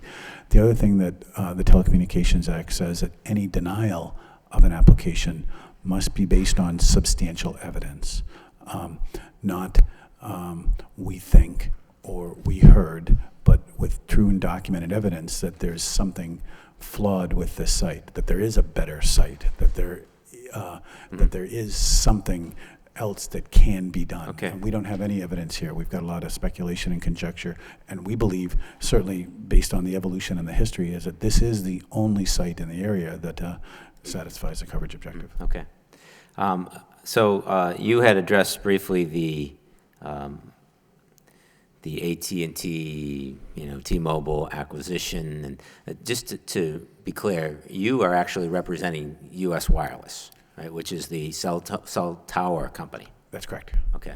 So, it wouldn't be any good for your client if it was co-located down on Washer or Bolt Street, because U.S. Wireless really only makes money in this transaction if there's a new tower constructed here. That's correct. However, T-Mobile, who is the tenant on the tower and the telecommunications company, was told 2 years ago when they went forward with the Gorham application, go look at Bolton Washer Street. Mm-hmm. And they did, and it doesn't work. And we provided affidavits and coverage maps to that effect. You told me that you didn't even approach the tenant to see if there was you said in your statement today that you didn't approach the owner to see if there was even space available on those. There's a whole host of issues that someone must consider to build a site. Does it work from a technical perspective? And the radio frequency experts have said no. If they'd have said yes, then we go to the second level and the third level and the fourth level. Does the structure structurally accommodate? We didn't look at that because we didn't get past step one. Okay. The maps that you've given us tonight were all based on your mathematical calculations, not yours, but your mathematical calculations about what the coverage would look like if the tower were constructed, right? That's correct. Do you have a method of measuring actual coverage? Do you have a method other than, mathematical calculations where you can go out and, measure the actual coverage in a particular area? What this map represents is the actual coverage that T-Mobile enjoys right now. And is this based on, again, some mathematical calculation, or is this measured? Both. And if Dinesh wants to come up, but essentially it's both. They can input data into the calculations. I'll let Dinesh explain it. Yeah, this is a computer simulated model, but the data is actually collected from the field. This is actually measured data. What we do is then we simulate that data into the computer, and then the computer generates this model. I see. So it's not out of it. It is based on based on measured data. Measured data, right. Yes. But obviously, your projections of what the new antenna would deliver is conjecture. It's based on your calculations, because you can't measure that. Right, because the facility is not on air yet. Sure. What we do is we measure the actual data from the surrounding sites, and then there is something called a model, which is generated based on the drive test that we measure, and then depending on the topography and other clutter and other technical parameters, we generate this computer model based out of that drive test data. So it's fairly accurate. So do you have a feel for how accurate? Based on past experience? Or? About 95% of the time, the data is accurate. Okay.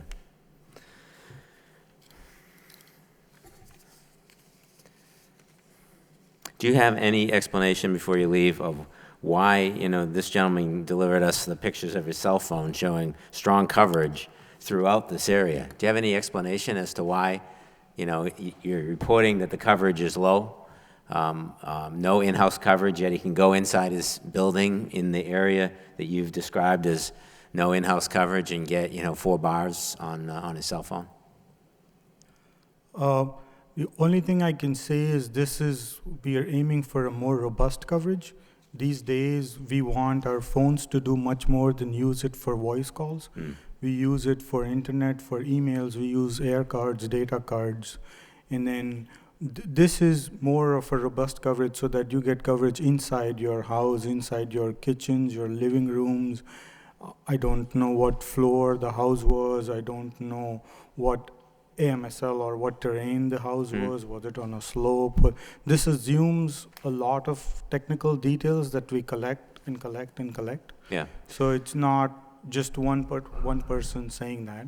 Yeah. Plus, it's different technical reasons. It's the type of the phone that the person uses, for the kind of bearer or the usage that the person has. Does the person use it for data? Does the person use it for voice? Was it just primarily a voice call and say, yeah, honey, I'm home, that's it? Or was it, hours of conversation with checking emails? And there's a bunch of stuff. The data that we design for is the most robust coverage. So once I design this site, if I cannot have somebody complain and saying, oh, my YouTube is slow on my phone. Right. So let me ask you another question. Somebody else provided some coverage information for AT&T that was pulled off the internet, and of course I've looked at coverage information that companies advertise for this area, and Verizon and AT&T all report maximal coverage, throughout this zone. How are they getting it? I assume they're with the working under the same restrictions as T-Mobile. How are they getting it? It's hard to answer off the top of my head, but I'm going to try because I don't know their networks or their design. But one thing which I can definitely say is their frequency range. They're technically in the AWS frequency range, which is a lower frequency, which travels more than what a T-Mobile signal does. For example, if we take the site at a particular location, if AT&T is at 100 feet, T-Mobile is at 100 feet, AT&T signal is going to travel more than T-Mobile signal because of their frequency that they've been allocated or they've bought. I see. And same goes with Verizon. Okay. Okay. Do you know if AT&T or Verizon are located at the Bolton Washer Street towers? I think Verizon is located at, I don't know, the 80 feet one? Is it the Bolt or Washington? The tower on Bolt Street, the shorter one, is owned by Verizon, so we can assume that they're already there. So we think Verizon is located there, and possibly AT&T on the Washer Street tower. I mean, there must be several. Based on observations, there were no other telecommunications companies on the Washer Street, and there was only one telecommunications company on the Bolt Street, which was owned by Verizon, so we assume Verizon. Do you suppose that Verizon is getting good coverage there because of the Bolt Street antenna? We plotted it out at 80 feet, which means that the tower itself is only 90 feet. And so they might be getting a little bit better based on a little bit better height, but not dramatically better. As Dinesh said, every company is different in forms of frequency and technology. Verizon, the frequencies that they operate at just get a little bit better coverage than the frequencies that T-Mobile does.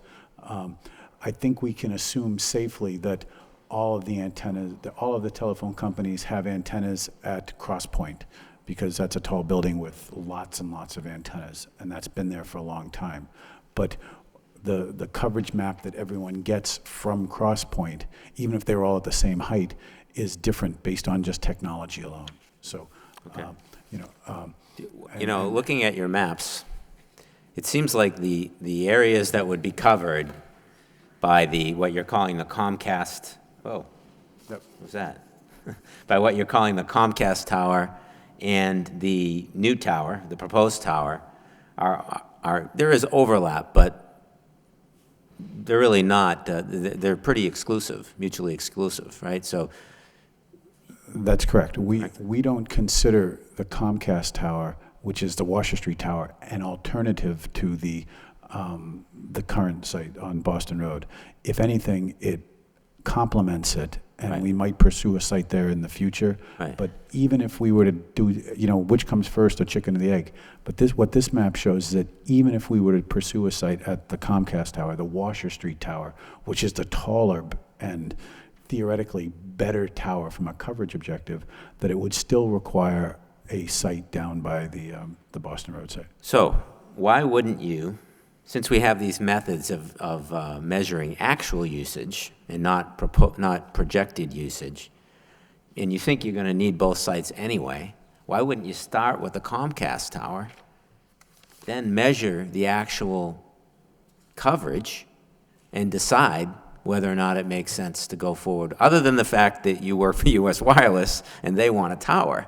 No, Logically, it seems to make sense to me that if we think we need both sites to adequately cover the area, why not start with the Comcast site, measure the actual coverage, and determine whether or not, for sure, a new tower is necessary?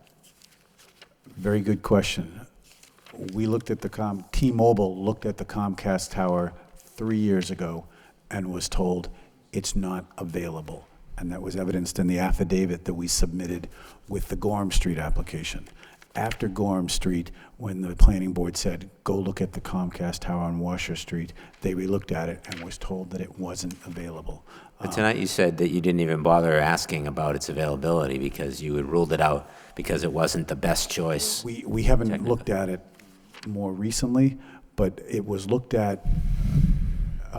We have folks like Andrew who just drive around all day looking for tall things, and he's programmed to say, tall thing, Washer Street, feed it to the engineers. The engineers have looked at it before numerous times. Okay. It doesn't achieve the objective, and it's not available from a leasing perspective. Okay. So since you mentioned tall things, somebody was up here tonight that mentioned that you had reported that the water tower in East Chelmsford was not an option for you, but he seemed to have some contact with the chairman of the board there, and was told that he was not approached by that. Do you have any verification that that's not I have a letter in available? my file from the Board of Water Commissioners for the East Chelmsford Water District indicating that they do not want to have any antennas attached to the tower. Can we see that?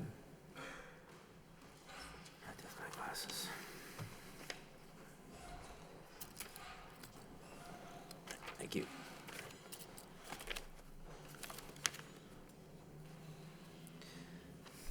Mr. Chairman, that's all I have for now. Thank you, Mr. Jen. And just to recap, we submitted an affidavit from Andrew detailing all of these efforts. The fact that they approached East Chelmsford, the fact that they've looked at Comcast, the fact that they've looked at the Bolt Street Tower, the fact that they've pursued other options, including the Gorham Street property. And so this is not something that we've taken lightly or done quickly. This is a site that we've been working on for over 4 years and believe that this is the best and at this point only alternative to satisfy the coverage objective. Thank you, Councilor. Mr. Chairman? Mr. Fischett? Thank you. Well, once again, I'll express the frustration in trying to deal with some of these issues as it relates to site plan review. We discussed that at the last meeting as far as the technical requirement for site plan and the latitude that this board has or lack thereof in approving a site plan proposal.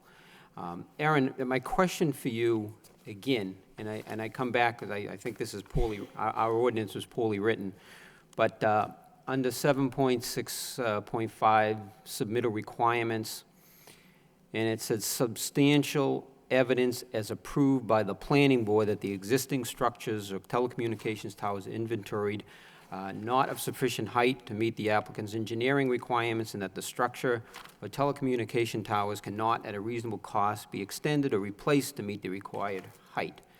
And then that is section C. Section E is substantial evidence as approved by the planning board that the applicant can demonstrate other limiting factors that render existing structures or telecommunication towers unsuitable. Again, the word substantial was created by attorneys, I believe, and that's just, you know, define it to me and prove it to me is a very difficult thing to do.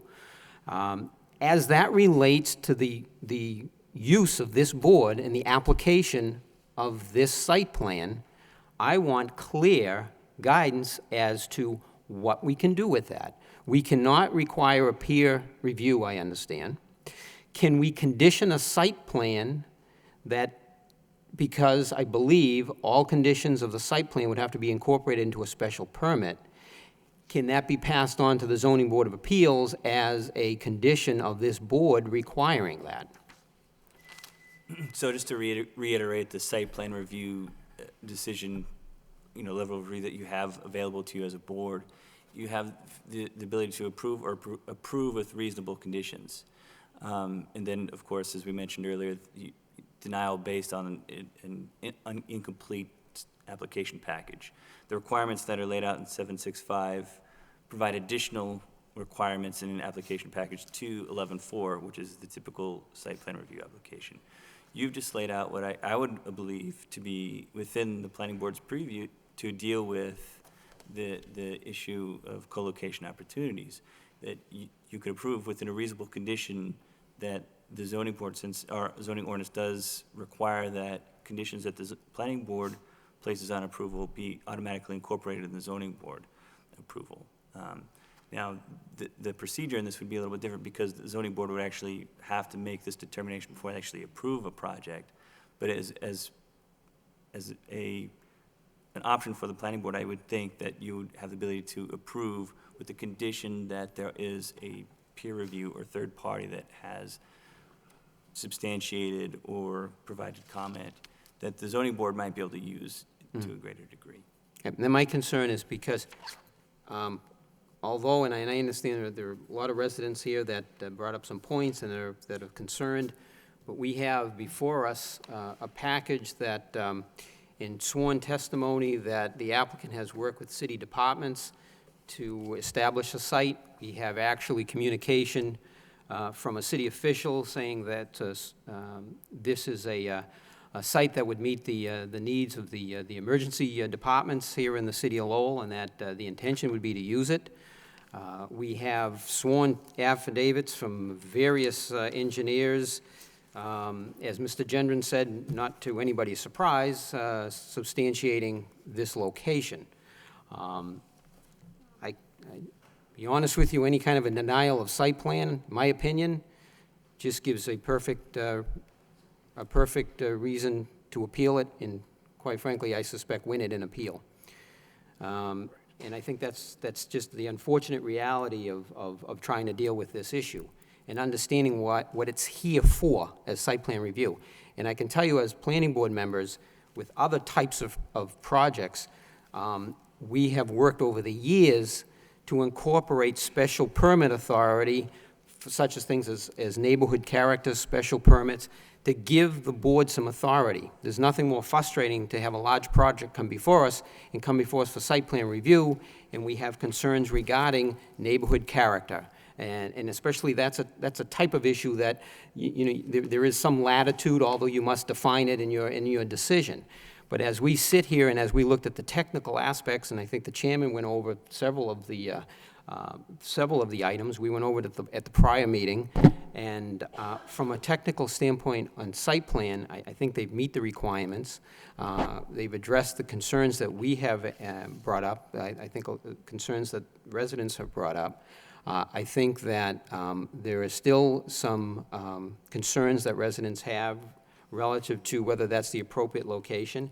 I think that's where you've got the special permit, go before the Zoning Board of Appeals. I would be looking at, and the frustration I have is I was hoping that we would have a peer review or an independent review of this information. I don't think it surprises anybody in the room at what we got. But what we did get is another stack of affidavits of engineers stating that this site is the site that best suits the needs.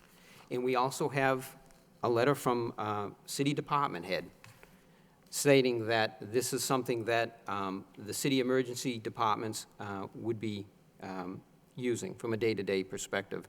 And you have a location where the applicant has worked in conjunction with the city as well. So I share some of the frustration. I almost feel bad that you have to come back here for a second night. I really do. And you'll have the Zoning Board of Appeals for special permit. I think that's, there's much more latitude and is within the purview of the Zoning Board of Appeals to really bring up a lot of the issues. I would be looking at, from the technical standpoint of site plan, which we discussed, but I would be looking at placing a condition that the planning board would want to see a peer review, an independent review of the data that was provided regarding the suitability of the site. And as it relates to 7.6.5, and quite frankly, like I said, I think if you're looking for denial on site plan from the planning board, you're just creating a situation where this would be overturned and appealed, and it's not going to do anybody here any good. You might feel good about our vote, and unfortunately, from a technical standpoint, I don't think we're going to be doing anybody a favor. My opinion. Thank you. Thank you, Mr. Chairman. Thank you, Mr. Fischett. Mr. Claremont? Thank you, Mr. Chairman. We spent a lot of time, and the city departments have spent a lot of time reviewing this application. We've been provided with a lot of information. I'd like to follow up on the points raised by my colleagues here. With regard to the peer review, is that something that's been done in the past, Attorney Parisi, as far as your applications are concerned? Would you object to that? Let me ask you that straightforwardly. It is the town's right, as Aaron indicated, under Mass General laws in the special permit process, and I will be honest, other towns have exercised that right, and I would not be surprised if the city of Lowell did at the zoning board. If this board were to approve with conditions, and one of the conditions were that you would provide the peer review confirming the substantial evidence as set forth in 7.6.5, would that be objectionable to you? From a procedural standpoint, yes, I would welcome the opportunity for the zoning board to ask the question. The problem would be is if the planning board imposes that a condition, then how do I satisfy the condition? If I provide evidence to the zoning board, do I have to come back to the planning board? I'd prefer to leave it to the zoning board's jurisdiction and the zoning board's request, rather than putting it as a condition here, because then that implies that I had to come back here at some point. I think it puts us in a difficult position, because it's obviously, I believe, a zoning board of appeals purview to look at that information, but it is also in our purview to ensure that there is substantial evidence of all of these factors as set forth in 7.6.5, and it's the discretion of the board to determine whether the evidence as submitted is substantial or not. So I think the best way of proving that would be through a peer review. So I'd be comfortable with putting that as a condition. I understand you're not being comfortable with it because you would anticipate that would come out of the zoning. Again, unfortunately, when we have multiple boards with overlapping jurisdiction, which comes first, the chicken or the egg? And again, we're not adverse to the concept. I'm just trying to confirm the procedure. And if the procedure is best left to the zoning board, my suspicion is that staff is going to be cognizant and steer that process. And we've spoken to staff about that. My concern would be if you put a condition in here, how do I satisfy the condition? I understand your difficulty with that.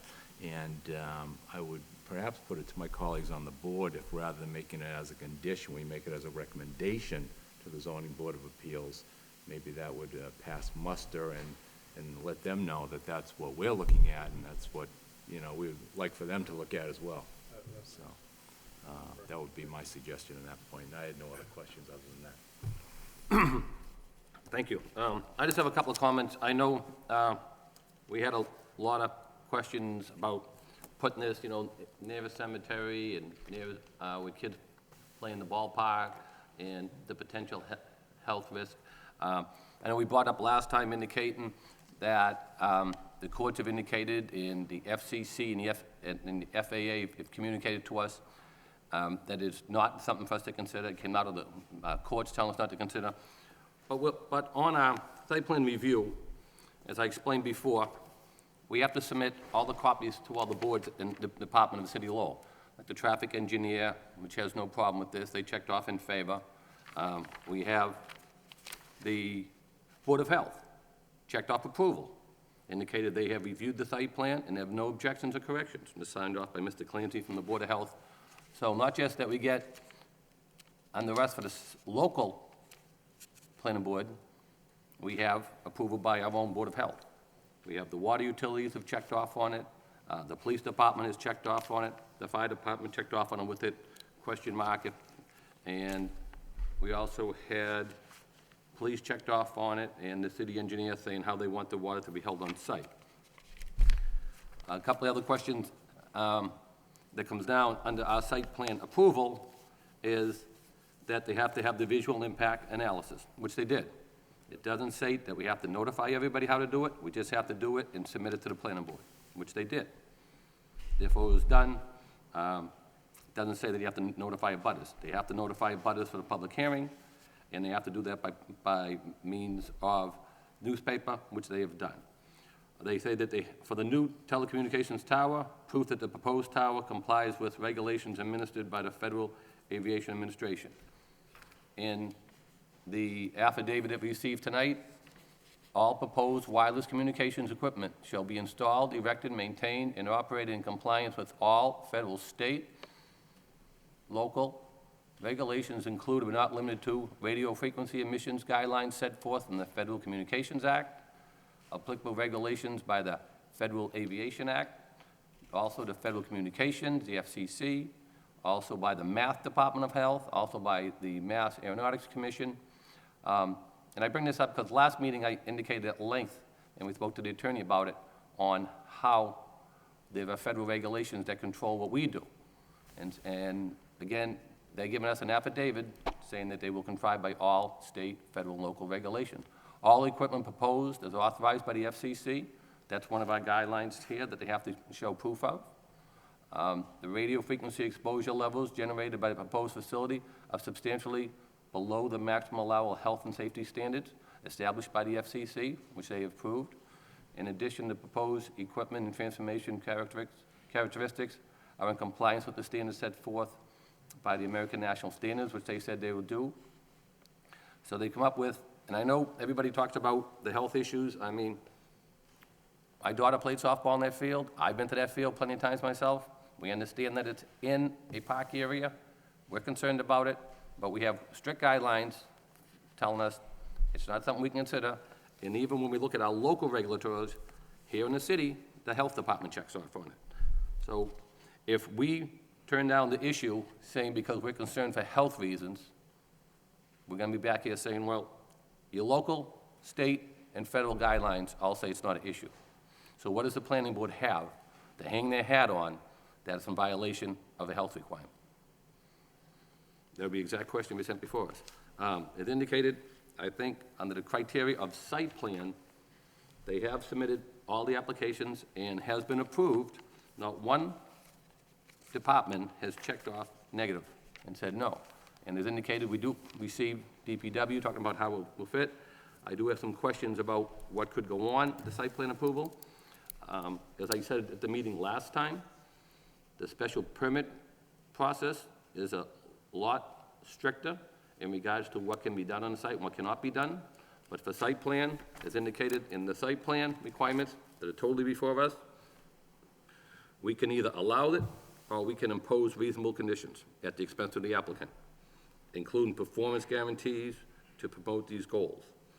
I think the applicant has met the criteria under site plan approval, and I think they can make it under federal, under several, I meant to say, conditions. I think the conditions would be, as outlined in our guidelines, that they prove under section 767, written communication that you'll allow for condition of approval, which would be for the applicant to allow co-locators. I believe also under that section, it indicates that they would have to give us a security estimate equal to 115% of the cost of the removal. I know council indicated at the last meeting, he said he would do that, and then that would have to be approved by our law department and put up by ways of a passport and a letter of credit. Also, it indicated under 10, I mentioned with the FAA, which they proved they would have to do. I believe they indicated that we received a letter from the city engineer, talked about the stormwater. I believe council addressed that this evening, and we do have a letter from our city engineer saying that the water will stay on site under these reasonable conditions set forth by our city engineer. Also, there was a question by our fire department, as indicated, and they indicated they wanted to comply with the CMR regs. We could put that in condition if need be. They didn't mention about a hydrant. Obviously, we'll bring that issue up. Also, there was question for the Conservation Commission.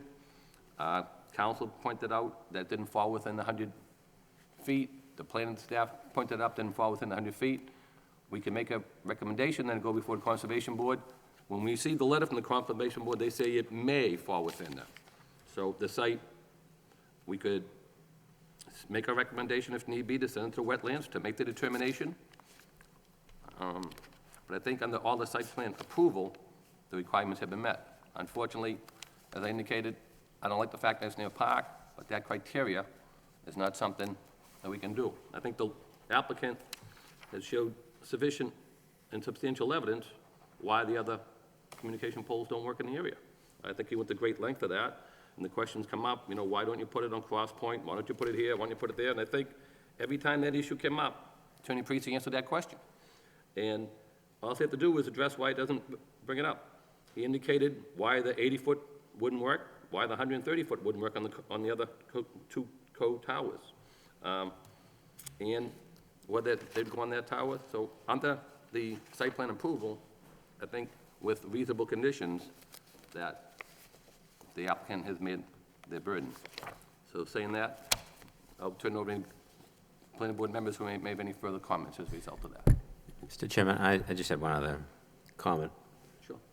Mr. Parisi gave me this letter from the Board of Water Commissioners from Chelmsford, and I'm just going to read it, if you don't mind, Mr. Parisi. Is that all right? Absolutely. Okay. It says, and it's from Kathy McGonigal from Board of Water Commissioners. She's been gone for 3 years. This is from May 30th, 2008. And it says, as I stated in our conversation, the people of East Chelmsford Water District have voted not to have any cell towers attached to or installed to the water tower on Carlisle Street. The East Chelmsford Water District is a privately owned water district. It was voted in the year 2000 when OmniPoint Communication was interested in installing towers at that time.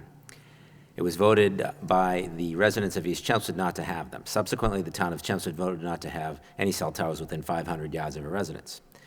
This tower is right in the middle of a neighborhood, would not be a viable spot. Then she goes on to say, if you would like to take a look at the area where our wells are, there's plenty of property, and although not quite as high as the tower, possibly you could find it a good location. Let me know if you're interested in taking a look. Our only neighbors are trees and Route 3. Just wondering if you followed up on that, Mr. Parisi, and looked at the area where it was recommended. We looked at the water tower because it was a tall structure. All the other land that they offered to us was nowhere near the water tower. It was in the wells down towards Route 3.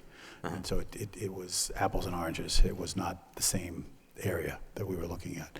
The water tower is just south of the Lowell border in Chelmsford. So it's from Andrew's perspective, something that he should look at. It's a tall structure in the area. But the land that was offered to us was nowhere near here. Okay. I agree with you on that. Just for the board. Why don't you take the mic? Sure. Just for the board's information, at that time in 2008, we were taking down the old water tower and putting up a brand-new water tower, which is substantially higher than the older tower, which is why in 2000 we voted, knowing the tower was coming down, not to allow anyone to put anything on there, because in 3 or 4 years there wasn't going to be a tower for 18 months, and in fact there wasn't. The new tower went online in late 2007, early 2008. It is substantially higher. No one has approached us since that time.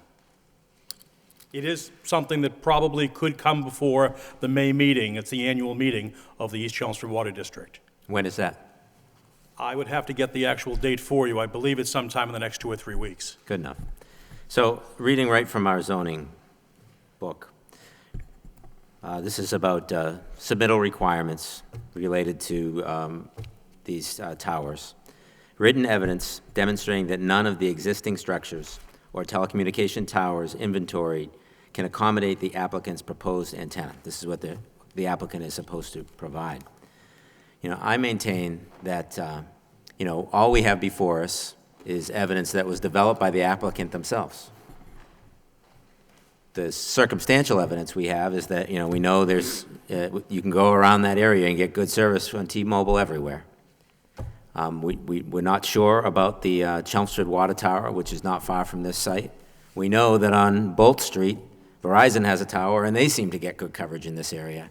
Personally, I'm not satisfied that we've been given substantial evidence that this antenna could not be located on an existing structure and still meet the same goals that U.S. Tower and T-Mobile wants to meet.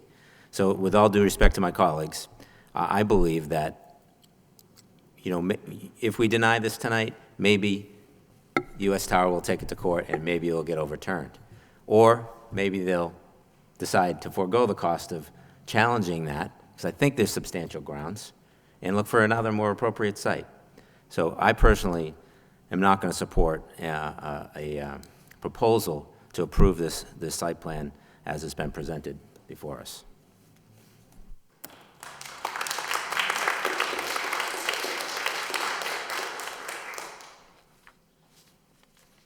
Any other board members have any further comments?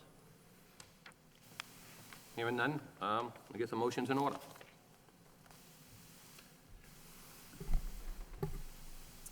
Mr. Chairman, I'm going to make a motion to approve with conditions.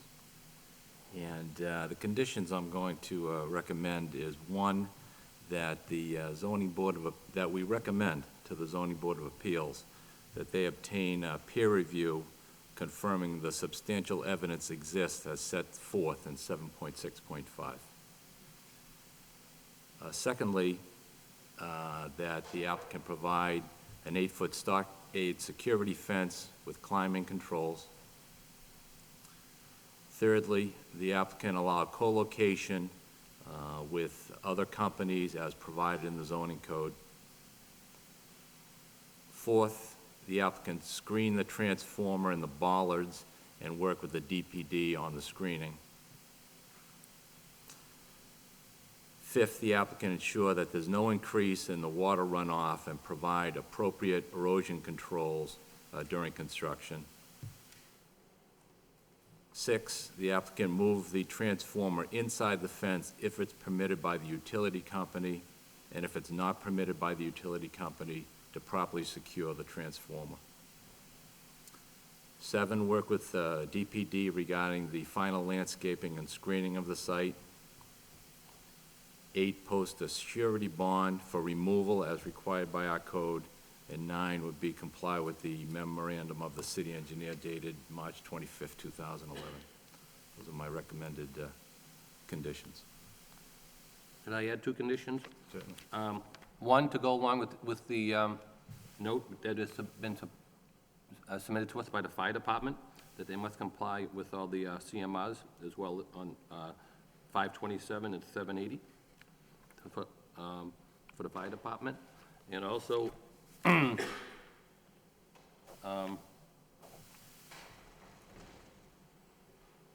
think there was one other one. I think that's it. That's the only one I have.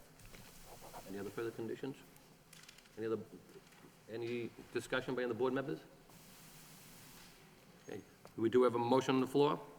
I'll second the motion. Motion second. All in favor, say aye. Aye. Chair vote no. And anybody in opposition? No. Okay. So the matter carries 4 in favor, 1 against. So this matter will be before the Zoning Board of Appeals a week from tonight in this city council meeting room, and they'll be before them for a special permit. I want to thank everybody who spoke tonight on the project, and thank you very much.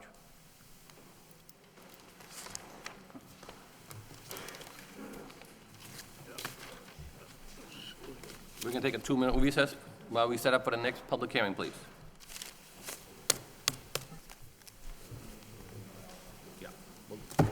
want me to go through them with you? Sure. Come up here. No, I can do it. You had number 1? Yep. Okay. Number 2, provide 8-foot stockade security fence with climbing controls. Okay.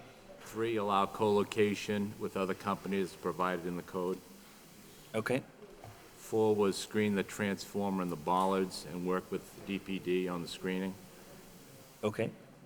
5 was ensure, work with the city engineer to ensure no increase in water runoff and provide appropriate erosion controls. Okay. 6, move the transformer inside the fence if permitted by the utility company.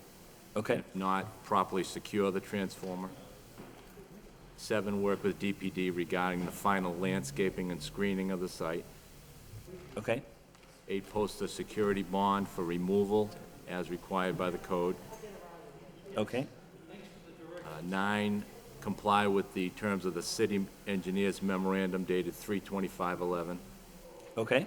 And the last one was comply with the fire department recommendations. Got it. Thank you.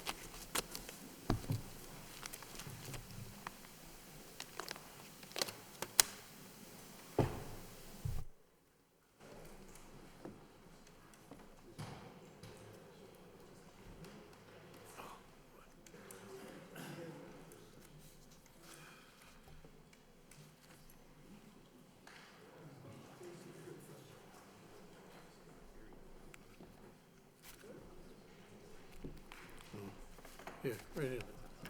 Got it?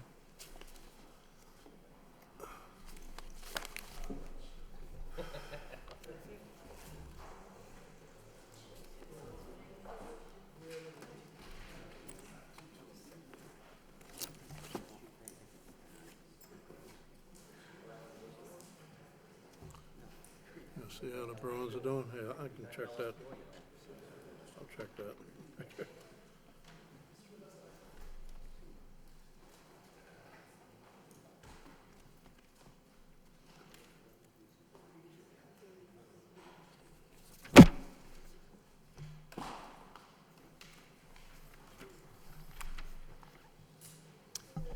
Can I have your attention, please? We're going to start the next public hearing, and this is for a site plan review at 600 Rogers Street.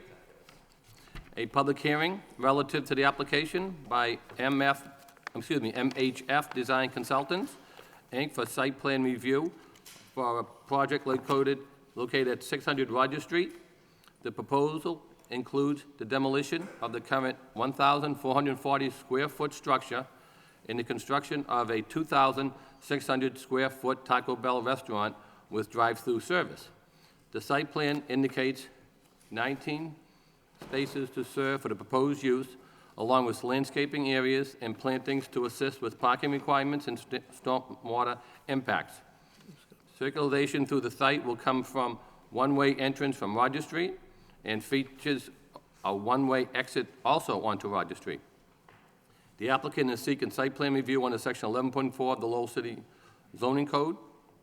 The parcel is located in the regional retail zoning district and covers 20,076 square feet. May we hear the case from the applicant, please?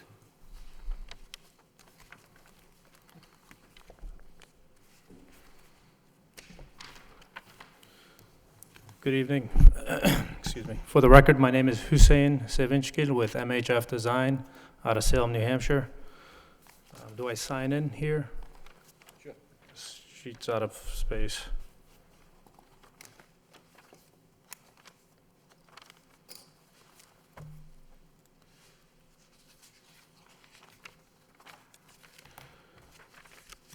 As indicated, the property is at 600 Rogers Street. I have a bunch of site plans that I can put up. I have an easel. I don't know where you would like me to set that up. Can do them over there, maybe. I could have had a PowerPoint. Yeah, over there, Nice with that PowerPoint.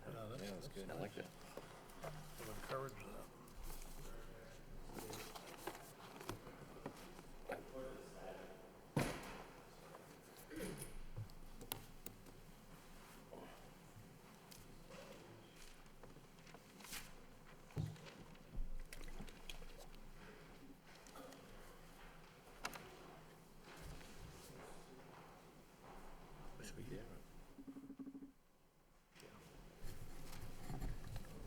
Mr. Chairman, if the residents want to fill in the, Do you want to put it over there, whatever's easier? if the residents want to fill in the council chairs here, feel free. I want to be able to see it too. That's good. So this is your big chance to sit up here on the council floor. Come on in.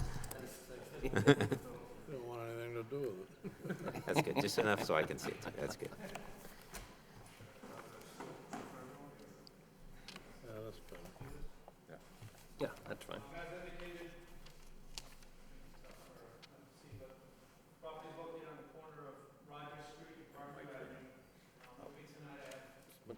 We got a microphone for you somewhere.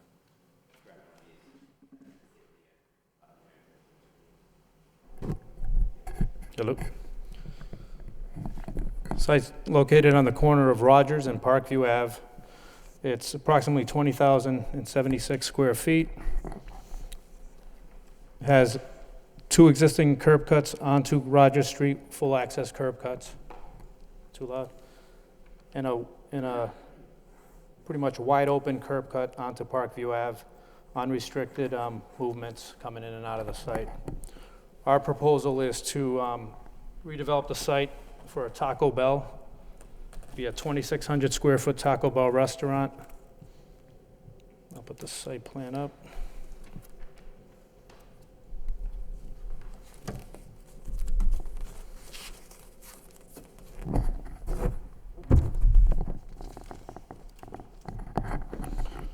$2,600 square foot Taco Bell restaurant with a drive-through window that would accommodate 10 cars at the drive-through. We would have 2 driveways. There'd be an entrance only coming in and an exit only coming out of the site. Currently, there's 2 driveways, full access, enter and exit onto Rogers Street. As part of this development also, we're obligated to relocate an entrance-only driveway for the abutter next door. They have an existing easement over this property to get to their site. As shown on the plan, we're closing off the access onto Parkview Ave, which is currently from here down to the intersection, closing that off and proposing landscaping in that area. The site will have 19 parking spaces as shown on the site plan. Again, counterclockwise circulation around the site.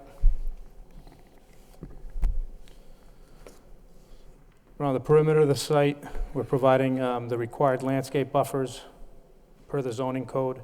In the back, we're providing a 10-foot landscape buffer along with a stockade, a 6-foot tall stockade fence along the very, rear property line with some arborvitaes and 3 trees in the back to serve as a landscape buffer. The site will be serviced by municipal water, sewer, gas, and electric. Part of the development, there's a grading and drainage plan in your set. We're providing 3 catch basins on site, and we will be infiltrating our stormwater runoff into the ground. So no connection into the city's stormwater system. We've prepared a lighting plan. It's also in the packet. Meets the lighting requirements by the city. We have a number of special permits and variances that we'd be going for in front of the zoning board on the 23rd. Those are all highlighted in the notes on the site plan. I can go into them if you want. If you would, please. Okay.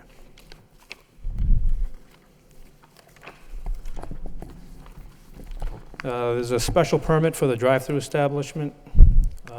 Again, the existing use is a Jilly's restaurant. It's 1,400 square feet, and it does have a drive-through on the site currently.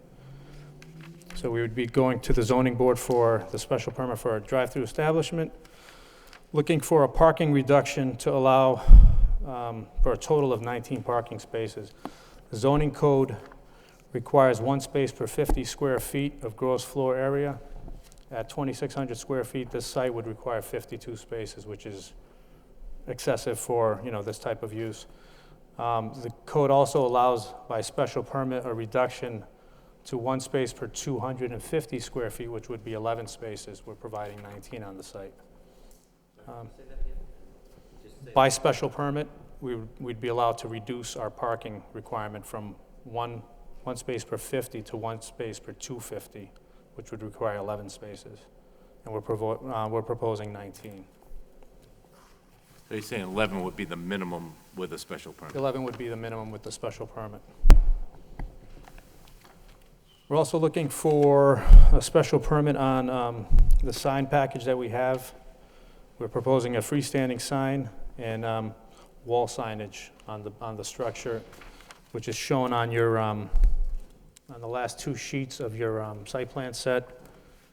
There's elevations shown, and the 4th to last sheet or 5th to last sheet has a sign and graphics plan that's shown. I could bring that up also.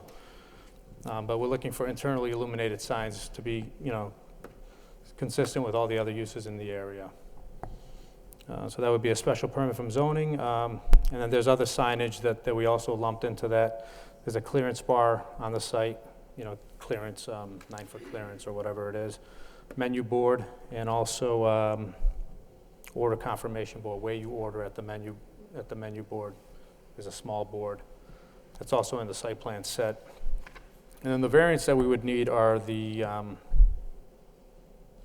a few of them. The first one is to reduce the minimum setback for parking from a building. You have a 5-foot setback requirement, I believe, and we have, in this area where our handicap spaces are proposed, we're half a foot from the building, but we do have bollards protecting the building from the parking spaces. There's a number of bollards. There's a curb stop and a sign also in that area. So pretty much along the east side of the building. And then also the drive-through lane would be closer than the 5 feet to the building as well. The second variance would be for your driveway widths. City requires a 25-foot wide maximum opening for a driveway, and that opening is measured. It takes into account your tip-down curbs. I don't know if you drive down the street, it goes from 6 inches to no clearance within 6 feet. So the city regulations require that to be counted as part of the overall width of the driveway. So we have the variance for the 37 feet on the entrance-only driveway, and then the 32 feet on the exit-only driveway. However, the actual opening of the driveway itself is 25 and 20 on the exit. So it does conform to the 25-foot opening, but because the tip-down curbs are included in that measurement, you have to request a variance on that. The final... So your driveways, your entrances and exits are too big? Per your... Right. Per the regulations. Per the regulations, they're too big. Like if you were to go onto a Mass Highway roadway and try to apply the 25-foot opening, yeah. Usually Mass Highway has a requirement of a 24-foot wide opening with 30-foot radii. Mm-hmm. So if you were to add that up, you'd have the radii 30, 30, and then 24. You'd be at 84 feet. So we're requesting the variance, but even with the variance, the opening for the driveway is 25 feet. The final one is to allow an 18-foot drive aisle where a minimum drive aisle width of 20 feet is required. That's along the parking lot. We have an 18-foot parking space and an 18-foot aisle. We've had discussions with the city staff and the traffic engineer, and they would support that variance request. And then the sign variance is, by code, we're allowed one wall sign of 30 square feet. However, if you have greater than 300 feet of frontage, you're allowed 2 signs. Our interpretation was we had greater than 300 feet because we're a corner lot, we would be allowed 2 signs of 30 square feet each. We were going to go for a 57 square foot sign. But further discussions with the city staff indicated that the 300 feet would have to be on the same street. If you exceed 300 feet on the same street, if you had 305, then you'd be allowed, you know, the second sign. So after further discussions with the city staff, and with Taco Bell, we've reduced the sign from 57 square feet to 40 square feet. The height, we still have the height that's required by zoning. So that's one of the variances we'd be going for the signage. And then on the towers, we have the Taco Bell signage on the towers. It's a Taco Bell bell and the Taco Bell letters on the 3 towers for the building. Zoning code indicates that the top of the wall sign cannot exceed the lowest point of your roof, which would be the parapet on the building. So we're exceeding that. We have an arch that we're not going above. So that's another one of the variances that we're requesting from the zoning board. And the other variance is to get this additional sign on this drive-through facade. So those are the variance requests that we have in front of the zoning board. We'll be meeting with them on the 23rd. We've done a full traffic study, which has been reviewed by the town, not the town, but the city traffic engineer. We've received comments back from pretty much the entire staff, and the main comments that we did receive were the construction entrance that's shown on the erosion control plan. We had shown on Rogers Street. They wanted us to locate that on Parkview Ave, which we will do. The other one was the grading along the back here in order to try to get these arborvitaes in. We created a shelf on the top. We pulled the grading in a little bit to create more of a shelf to get the arborvitae in.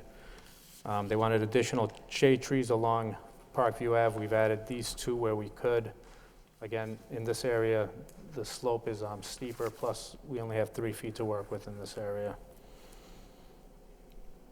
Deliveries will occur prior to the store opening. Stores usually open at 10:30. They do not serve breakfast. And the freestanding sign, staff recommended that we reduce the sign. We've gone from 57 to 40, so that would be in front of the zoning board.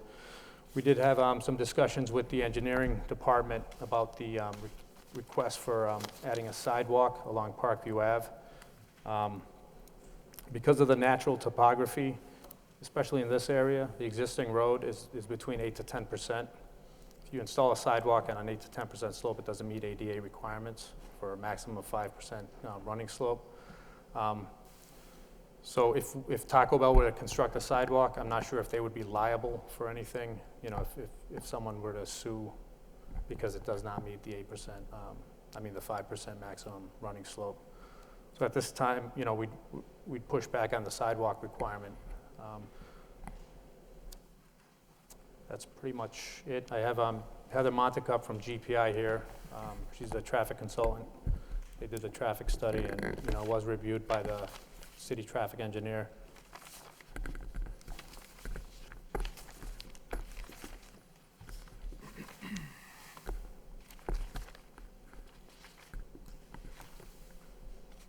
Open it up for questions if you have any, or. Well, if you want anybody else to speak on behalf of the applicant, you can. Then after that, we'll turn it over to the public who wants to speak in favor and who wants to speak against. So it's up to you whether you want anybody else on behalf of the applicant to address any of the issues on the plan. If any of the board members have any questions after that, we'll certainly ask you that, but it's up to you whether you want to present anything else on your application. At this point, you know, I have building elevations. I can go into that too, but. Sure, can you tell us the height of the building? Sure. Height of the building would be 24 and a half feet. This is what the building would look like. This would be the front of the building facing Rogers Street. This would be the side facing Parkview Ave. And this would be the drive-through elevation facing the convenience store to the west. Turn that this way, get a little curiosity factor here, for sure. Explain that again. I think the board caught it, but can you do it for the benefit of the public? This would be facing Rogers Street. This would be facing Parkview Ave. This is the drive-through facade that would be facing the convenience store. 24 feet is measured to the top of the arch, the white arch. The elevations, the last two sheets of the site plan set have the actual dimensions shown to each component of the building.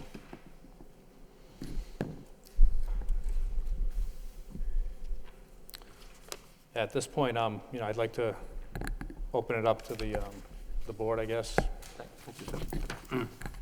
I'll turn it over.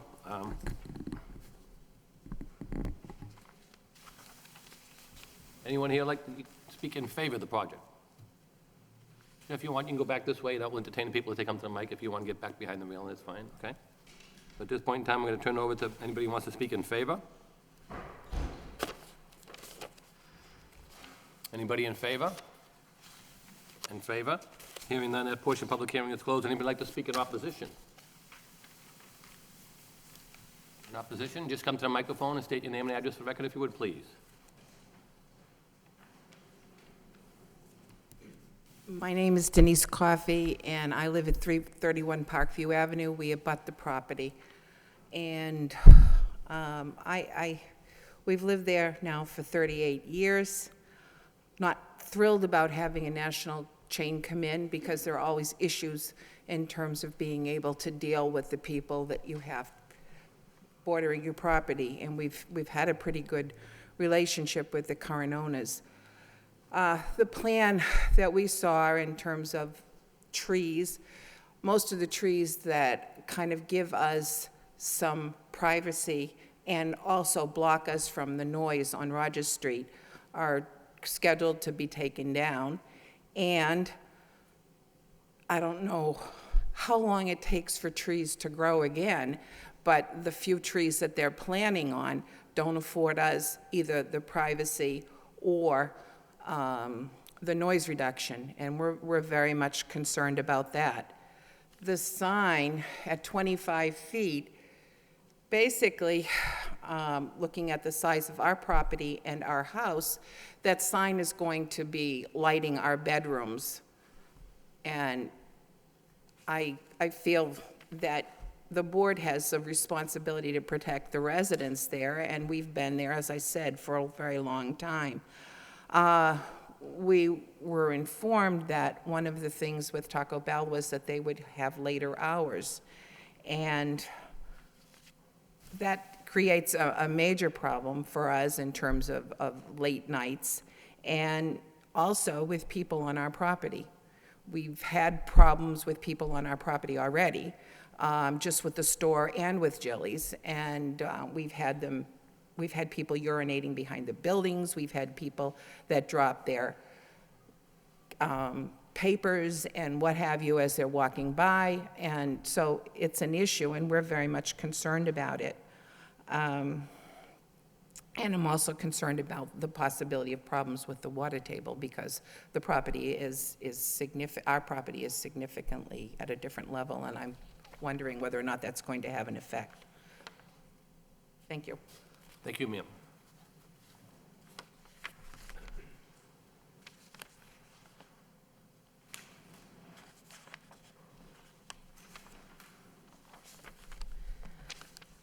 Good evening. My name is, good evening, Mr. Chairman and the members of the Planning Board. My name is Therese Dillingham. I reside at 154 Parkview Ave and like to speak in opposition to granting the approval of the proposed site plan at 600 Rogers Street.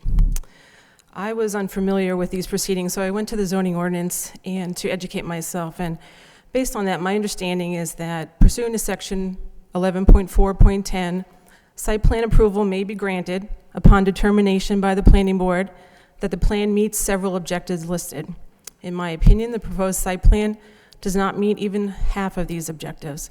It does not protect and promote the health, safety, and convenience and general welfare of the city residents or comply with the zoning ordinance. Under section 11.4.10, objective 1 is not met because there is no plan to minimize the number of trees to be removed. As Ms. Coffey just mentioned, there are several very large trees located at the property. They are located along the property line, abutting the adjacent residential neighborhood. They're very important for a number of reasons, including providing a visual barrier, minimizing light intrusion, and keeping the water table at a certain level. Objective 4 is not met because there is no plan to minimize the visibility of parking, storage, or other outdoor service areas from Parkview Avenue. Objective 5 is not met. To minimize the glare from headlights and lighting intrusion, this is certainly not met, given the applicant's proposal to include an enormous freestanding lighted sign in addition to the other several internally lighted signs they propose at the property. Objective 6, to minimize the unreasonable departure from the character, materials, and scale of buildings in the vicinity, is not met for several reasons. The proposed Taco Bell building is in a southwestern style that honestly could not be more different from the character of the historic New England residential area directly behind it. The Taco Bell design is also out of character with the retail area along that section of Rogers Street, which includes several brick-faced buildings and other historic homes that have been converted into retail use. Furthermore, which I believe is quite telling, when asked at the Belvedere Neighborhood Association meeting if Taco Bell would consider making changes to its typical building design to better fit with the neighborhood, the answer was an emphatic no, because in Taco Bell's opinion, the building's design itself is so well known that people can just look at it and know it's a Taco Bell. This point, of course, begs the question as to why so much additional signage would be needed for a building that is immediately recognizable by its design alone. Finally, Objective 10, to ensure the compliance to the zoning ordinance is clearly not met here. The proposed plan is not in accordance with the zoning ordinance and does not meet the established standards for granting a variance or special permit for the following reasons. Regarding the requested special permits pursuant to section 11.3.2, the criteria for granting a special permit is that the adverse effects of the proposed use will outweigh its beneficial impacts to the city or neighborhood. In reaching the decision, several factors should be considered. However, given the concurrent proposed project, I do not believe any potential positives outweigh the fact that the proposed project meets no community need. An expanded fast food drive-through providing lower quality food will bring a different customer base than the current restaurant. It will attract a younger, more transient crowd looking to spend less money on their meals rather than the local families that come to the facility now. Or the increased traffic as documented by the applicant's own traffic report. This section of Rogers Street already experiences significant traffic congestion, and already the drive-through at the Dunkin' Donuts directly across the street backs up onto Rogers Street.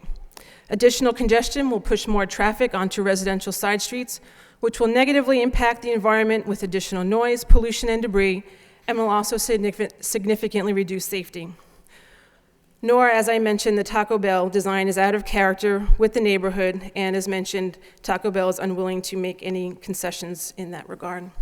Regarding the requested variances pursuant to section 11.2.3, a variance may be granted if the meeting the zone ordinance will involve substantial hardship to the applicant, and relief can be granted without substantial detriment to the public good and without substantially derogating from the intent of zoning.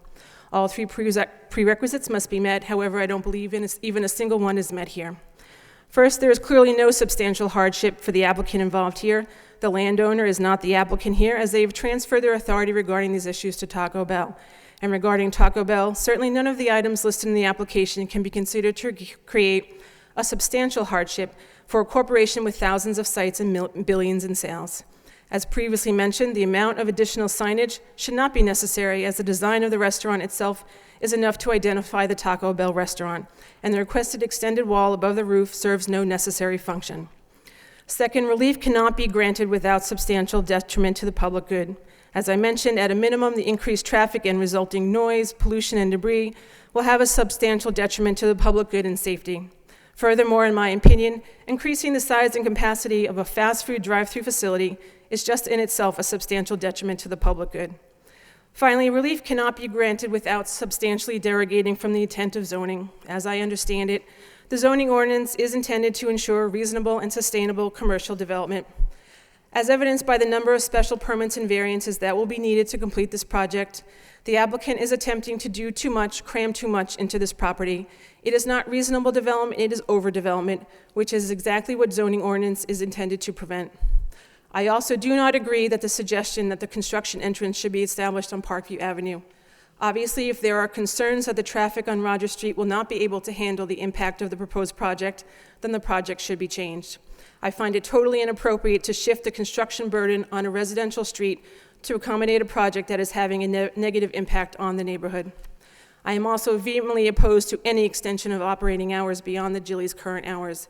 Any extension of operating hours will create a significant disruption and negative impact on the residential neighborhood in the immediate vicinity. Honestly, I don't want the after-party late-night munchie crowds in my backyard, and I would like to request that any proposed change in hours be open to public discussion. I sincerely thank the board for their time and respectfully request that they deny the applicant's request for the numerous reasons I and members of the neighborhood here have articulated. Thank you. Thank you, ma'am.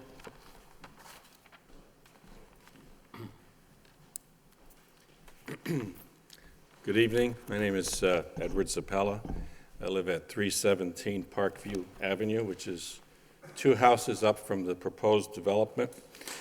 And I have first a comment and then a few questions. First of all, the trees that we've been talking about, they're magnificent silver maples. They're very mature trees. They're huge. It would be a blow to the city to remove those trees from their location. I had a question about the barrier for Parkview Ave. Is it a physical barrier for cars, or is it a fence, or? So you can ask us and we'll ask him back, okay? Okay. Sure. What is the barrier that's proposed Was this behind the lot? This is on Parkview Ave. Okay. Okay. Be the east side. So the barrier on Parkview Ave, okay, thank you. Okay. My concern there is if it's not a significant barrier, then people can park on Parkview and walk across whatever landscaping to get to the store. And why would they be parking on Parkview? Because he's only got 19 parking spaces.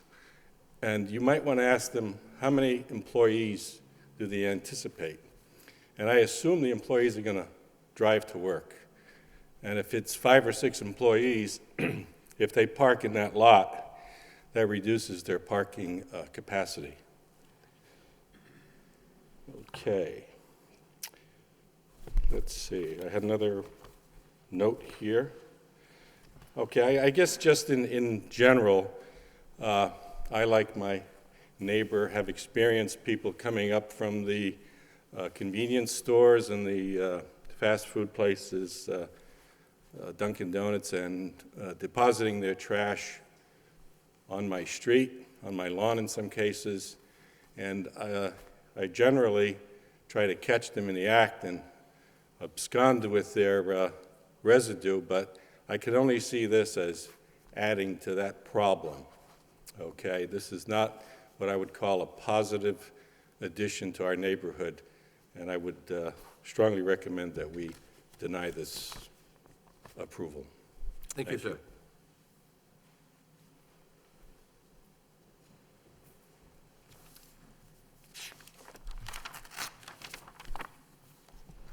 Good evening. My name is Trina Picardi. I live at 151 Parkview, and I'm speaking tonight in opposition to this project.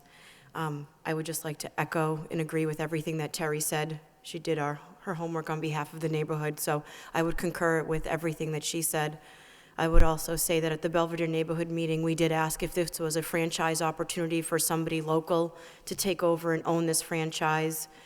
Maybe we would feel a little differently, but ultimately this is just a corporation. There's no local involvement and there's no local ownership. So I would ask that the council take everything else that everyone else said into consideration, including a lot of the variances and the light pollution that this is going to create, and oppose this project. Thank you. Thank you, ma'am.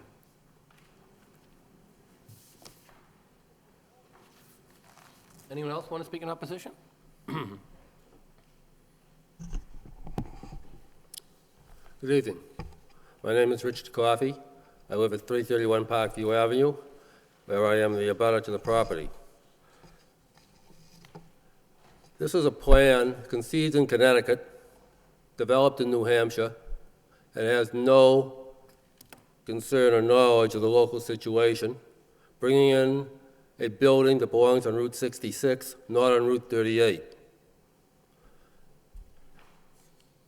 I heard nothing from the developers until about 3:30 this afternoon when I got a call from one of their staff who represents a corporation that involves Taco Bell, Kentucky Fried Chicken, Wing Street, A&W Root Beer, Long John Silver's, and Pizza Hut.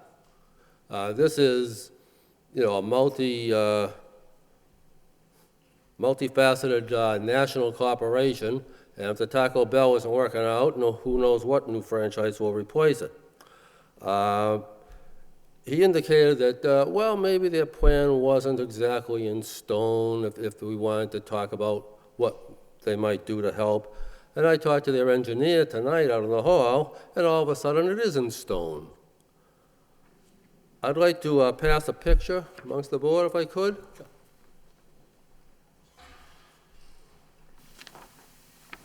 Thank you, sir.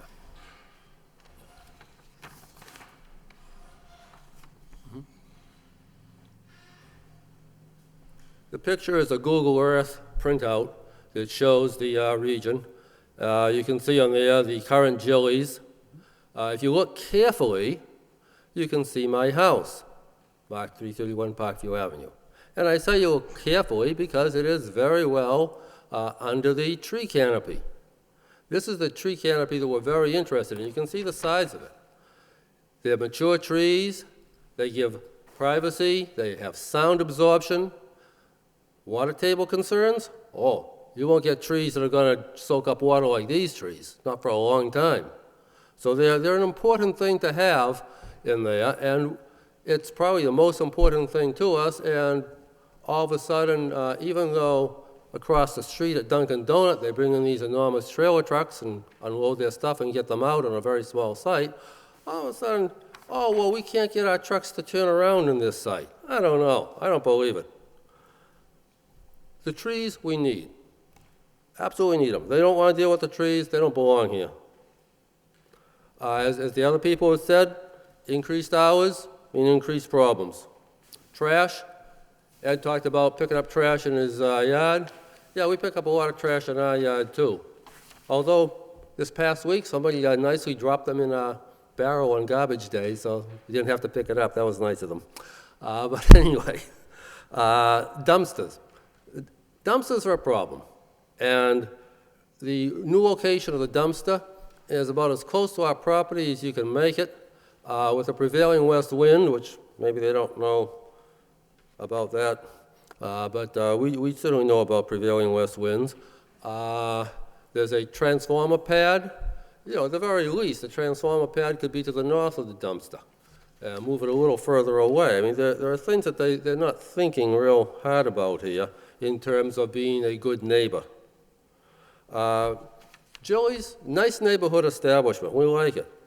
Taco Bell, well, they're going to be bringing in more traffic, and it was pointed out, maybe, not the big spenders to the, that we would have with Jilly's.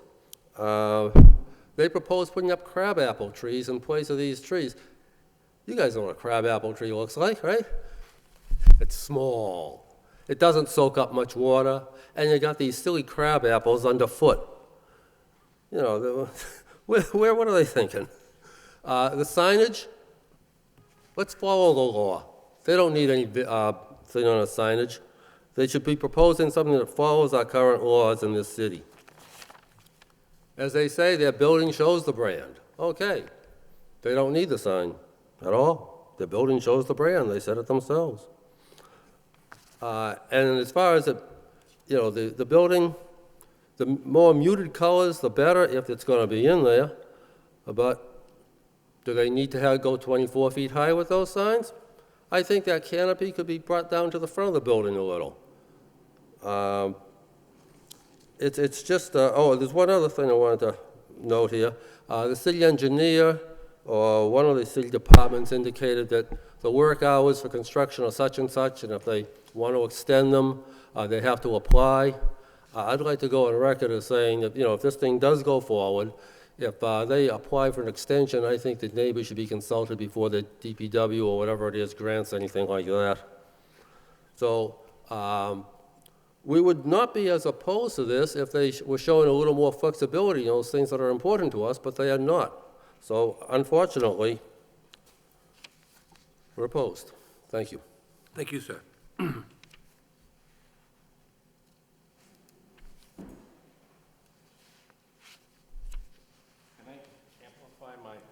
comment? Sure.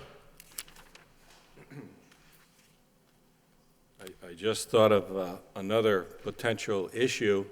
As you realize, we had a lot of snow this year, and in Gillies, they kind of put it into a Mount Vesuvius spot on a corner, and I think if that practice is continued in the future with this setup, you're going to lose more parking spaces. So that will lead to the potential of people parking on Parkview Avenue or intruding on a neighbor's spot. Oh. Thank you. Thank you, sir. I also would like to mention about the drive-through and the hours that they keep, because the noise from the drive-through comes through and bothers the neighbors considerably. So I'd like to go on record in indicating that that should also be controlled. All right, thank you, ma'am.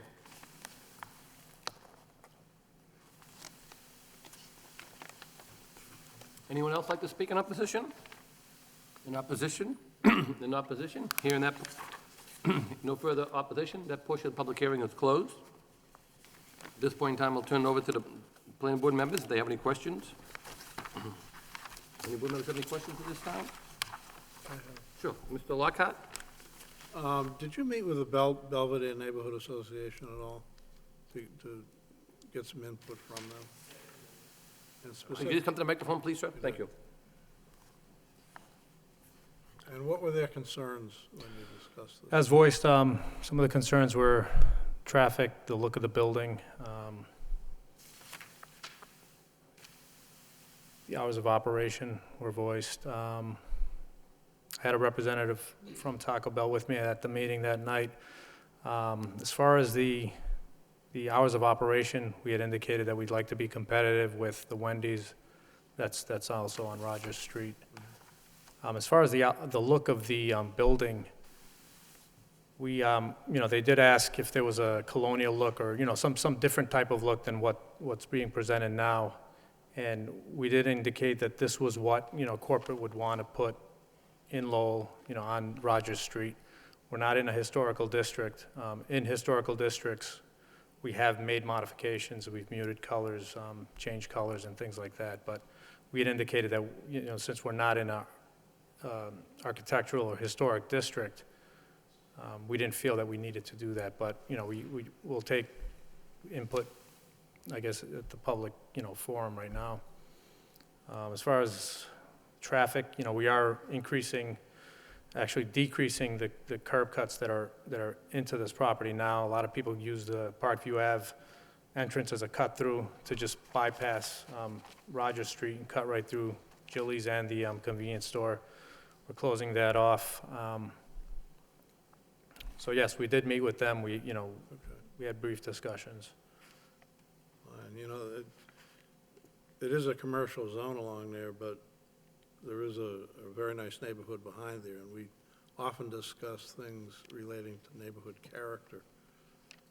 Would you be willing to work with the neighborhood group to kind of soften the impact of your architecture and signage and minimize that? And further discuss that and refine it? Yeah. You would? Just the signage, a lot of the signage that's on the building and the freestanding sign is not in the back of the property. A lot of it's closer to the front of the property, closer to Rogers Street. And the size of the sign does not exceed 20 feet. The 24 feet is the parapet. I can show you on the site plan. We are quite a ways away. The residential neighborhood behind us is also higher than this lot. I can go over the grading too if you guys would, if you want, or we can meet with the neighborhood group again. I don't know how you'd want to I would proceed just with that. encourage you to work with them and try to satisfy them. Let's see. Oh, the sidewalk, you had indicated up Parkview that you were reluctant to install a sidewalk along that street. It's not that we're reluctant. Is it the ADA requirement or something? Most of the street is less than 5%. I can go over it on the plan if you'd like.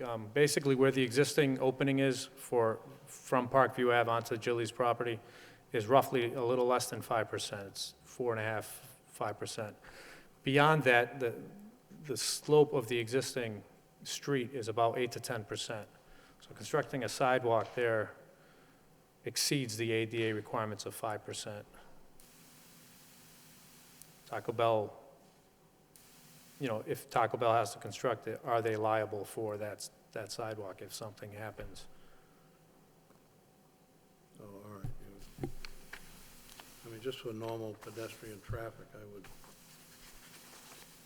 prefer to see that in there. And other areas around there, can you describe the condition and what your plans are for pedestrian access and exit? I'm sorry, I didn't understand. I didn't hear the question. Well, around the site, existing sidewalks, I'm not sure if there's, what's there now, but are there pedestrian access and exit controls from Along Rogers Street, there is an existing sidewalk, which we're proposing to rebuild and have a connection from our building into that sidewalk that's ADA accessible. Okay. But since there isn't one on Parkview Ave, we don't have a connection directly onto Parkview Ave.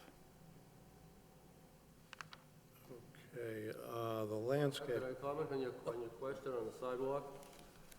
Since the sidewalk, the lower part of the sidewalk is a little below ADA requirements, and since they are planning on blocking access to Parkview Avenue, it would seem to me that you could accomplish both those things by averaging that grade from the top of their property down to Rogers Street, and it would help create that barrier they're interested in. So I'm not sure where the opposition to that comes from. Thank you. Right. Well, usually the totally sidewalk. clear on it either myself. But Usually the sidewalk's constructed along the road. You have a 6-inch curb, and then you have your sidewalk that can't exceed a 2% cross slope towards the street. So if the existing street is at 8 to 10%, if you construct it along the street, you exceed the 5%. You know what I mean? If you're constructing something on a hill, you're following that. If we had more room, I understand what you're saying, you could push it further in, but then you still have, a difference in elevation from your existing street to the sidewalk. Aaron, could you clarify that? I mean, Yeah, I wasn't aware of any conversations with the city's engineering department on concerns about ADA liability. That's the first I've heard of it. I don't know of any issues. The sidewalk that we were recommending in our comments would be in the public right-of-way. As you probably know, there are a number of sidewalks in the city that have a grade much greater than 5% that are in the public right-of-way. They're probably built long ago, but I honestly don't know what that means off the top of my head in terms of liability, what that means for liability for Taco Bell. But we can certainly research that and provide the board with a more definitive answer on that. I don't know of any liability issues that would be attributed to Taco Bell, again, because it's in the right of way. But I can follow up if you wish. regarding the landscaping and the shade trees that were discussed, and maybe some landscaping within the parking area, is what you presented here from a landscape, is that more or less your plan, or are you willing to work with us? We're willing to work with you. Add trees, I mean, obviously the trees are very important to neighbors. Yeah, the tree, the species we can change, but however, if you look at sheet, you have a smaller view of the truck turning plan on sheet C5 towards the left. We have a WB50 turning plan. We're pretty much utilizing the entire parking lot to have a tractor-trailer access to site and get out of the site. If we cut back our pavement, provide more of a buffer than the 10 feet that's required by zoning, it just makes that a little tighter. Right now, we have everything pulled as forward towards the street as we can. We tried pulling the building a little further to the street, but then you block sight lines coming out of the driveways.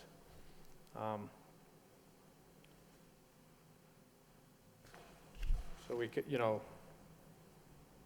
The arborvitae that we're planting, you know, arborvitae get pretty high. Get plant species that are larger than your standard that you would typically plant. All I'm asking is that you work further on that. We will work with them, and we're also providing a fence along Parkview Ave also. It goes, kind of follows the zoning line, the zone line. If you look at the site plan, the fence extends down Parkview Ave 30, 60, maybe 90 feet. It ends pretty much where the single neighborhood residential district ends.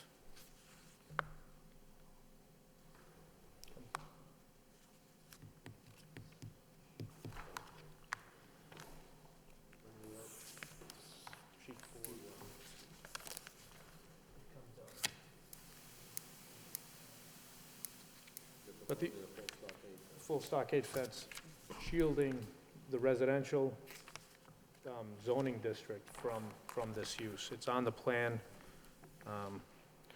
Again, we can meet with them and work some of these issues out. Yeah, that's what I'm looking to. One last question regarding your dumpsters.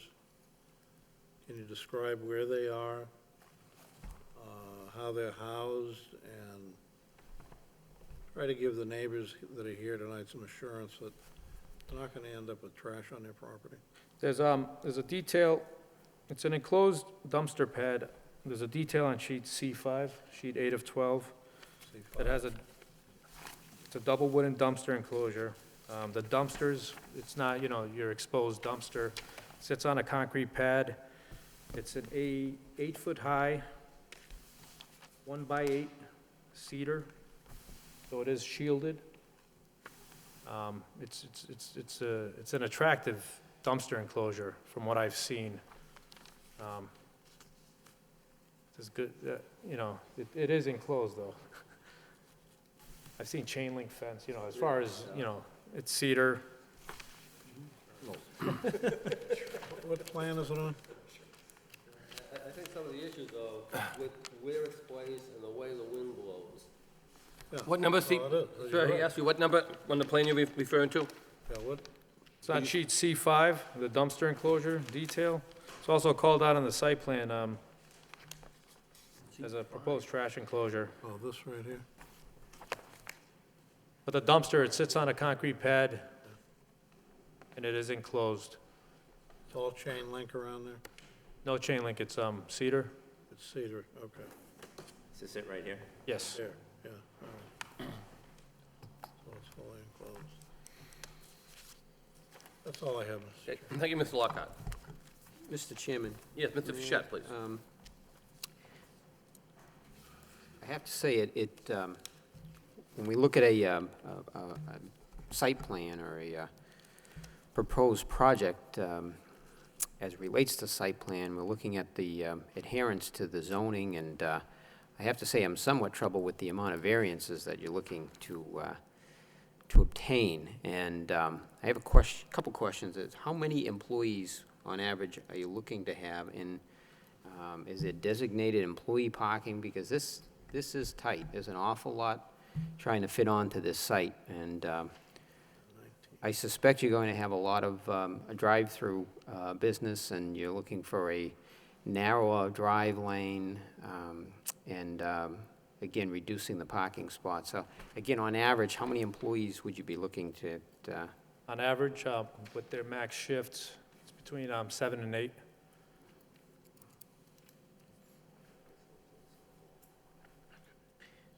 And that's potentially 7 or 8 cars. You've got Our traffic, 19. yep. You've got 19 spots.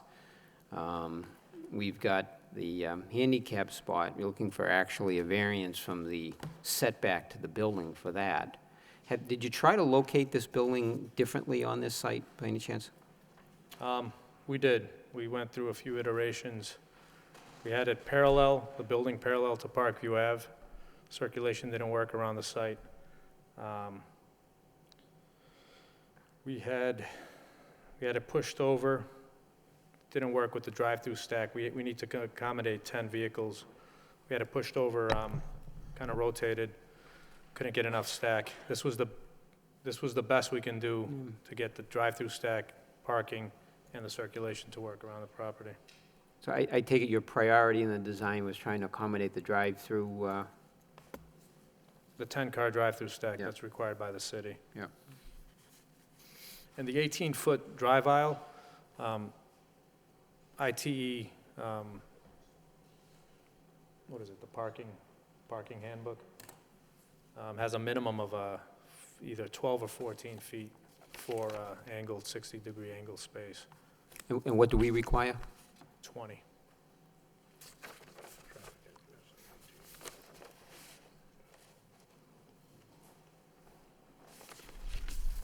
The trees in the back, or the plantings in the back, and I think when do you have an inventory of what trees are coming down, the size of the trees versus what's going back up?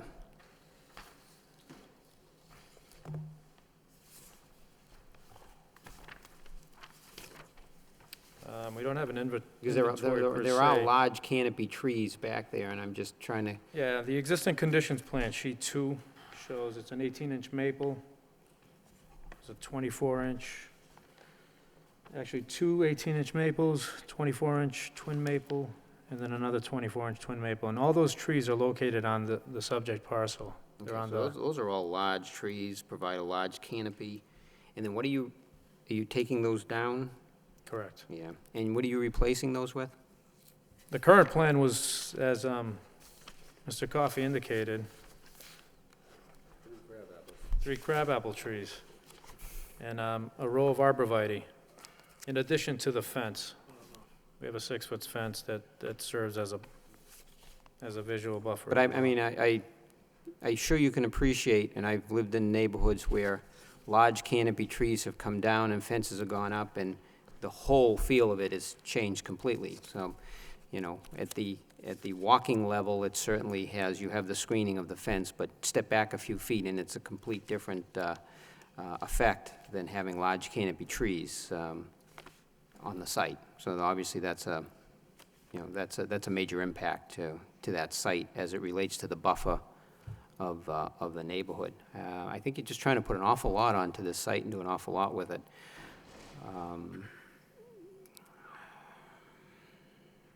What was some of the additional feedback you received from the neighborhood? I know you were asked that question, but I'm assuming those trees were one of them. Trees weren't mentioned. They were not? I don't believe they were mentioned at Interesting. all in Okay. the neighborhood. Mr. Coffey wasn't present at the neighborhood Okay. meeting, I don't think. Okay, fair enough. Yeah. We did go through, who the planning department told us to contact to set up the neighborhood meeting. Yep. And, he did notify the neighborhood group. We didn't notify Sure. anyone. We went. Okay. And just, is it Terry or Therese? She had asked if there was any way to work together to soften the impact, and we were told no.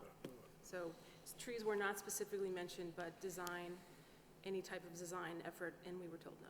Okay, thank you. No, you did an excellent job with your presentation, by the way, citing technical aspects of the zoning code as it relates to site plan, and more importantly, a few other things that, again, similar as you sat through the long hearing previously, you cited some issues with special permit, which is, beyond the purview of the board here, but obviously I think they were substantial in nature regarding the variances and the special permit. So I'll commend you for looking at the applicability to the zoning code.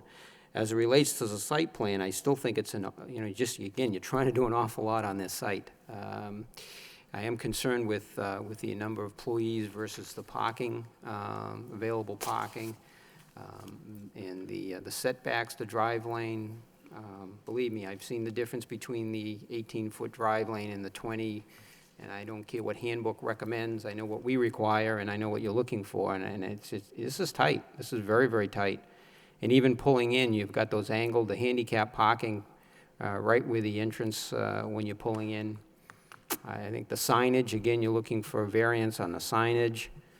I almost would like to see you go back to the drawing board, but I'm just curious as to how much how much effort has gone into trying to come up with an alternative way of siting this on this particular lot?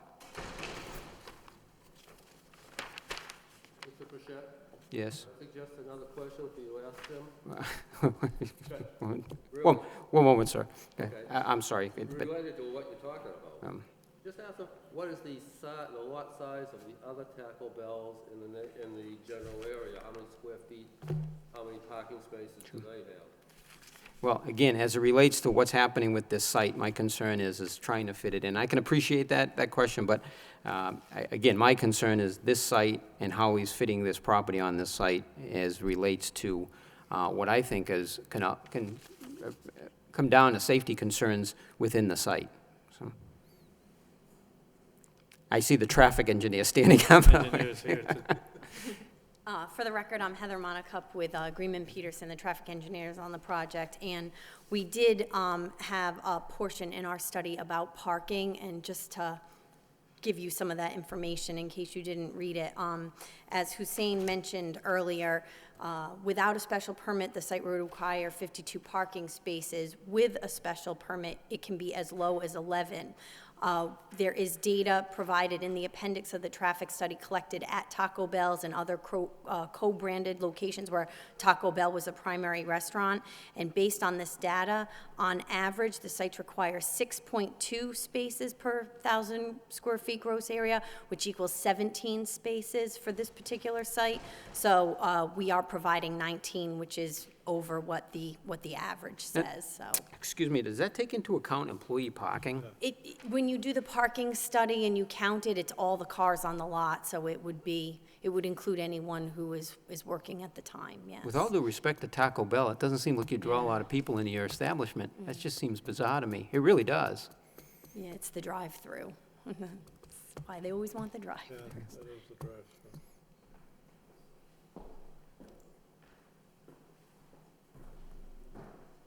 Mr. Chairman, I don't have any, Okay, let thank me you. reserve some further comments, but that's all I have. Thank you, Mr. Fischett. Mr. Genman? Thank you, Mr. Chairman. I'm curious, when did, how does it work? How do you approach Taco Bell and say, I want to put a store in my site? How does that all work? How does it work? Yeah. How does someone approach Taco Yeah, Bell? if I own this lot and I want to put a Taco Bell in there, what do I do? I'm not sure. There's a broker involved.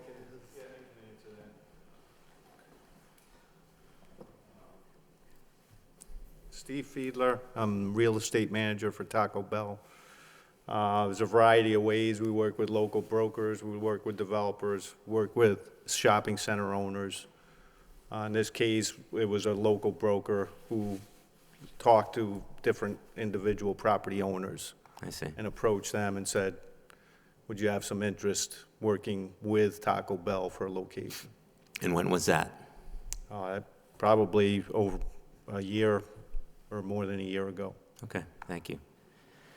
It's, in my opinion, thank you, that's all the Taco Bell related questions I have. I just have one more thing I'd like to say. I mean, we at Taco Bell, this is a corporate store. It's proposed for a corporate store. All the people that will work in this store will be local residents.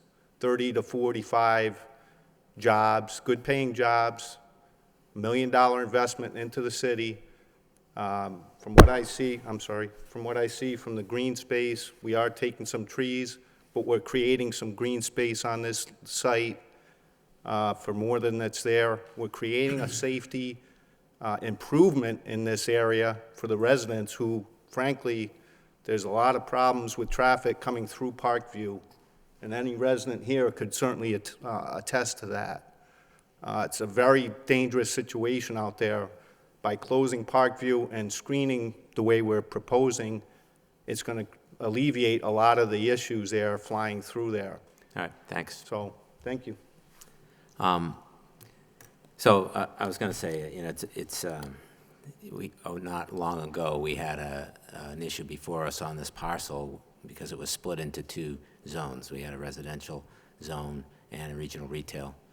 And, the owners came before the planning board and the city council claiming that, they wanted to have that changed so that they could do construction on the drive-through. When in reality, if this had to happen a year ago, there were plans to do this Taco Bell for a long time. So that really kind of bothers me, that this plan was in place all the time, but yet came before this board, came before the city council with the story that the plan was to do construction on the drive-through, and that's why the zoning should be changed. And, everybody kind of went along with that because, they've been good neighbors. So now, unfortunately, we have the situation where the whole lot is commercially zoned, and our ability to control what goes on that site is limited. Let me ask you about the trees. Do you think there's any way we can salvage those trees? Because I agree with what Mr. Frechette says. I've seen it happen in neighborhoods. You have a tree canopy like that, you take it out, and the entire neighborhood has just changed. It's like you're living on Roger Street all of a sudden, and that's going to impact the neighborhood significantly. Do you think there's any way to keep those trees in place?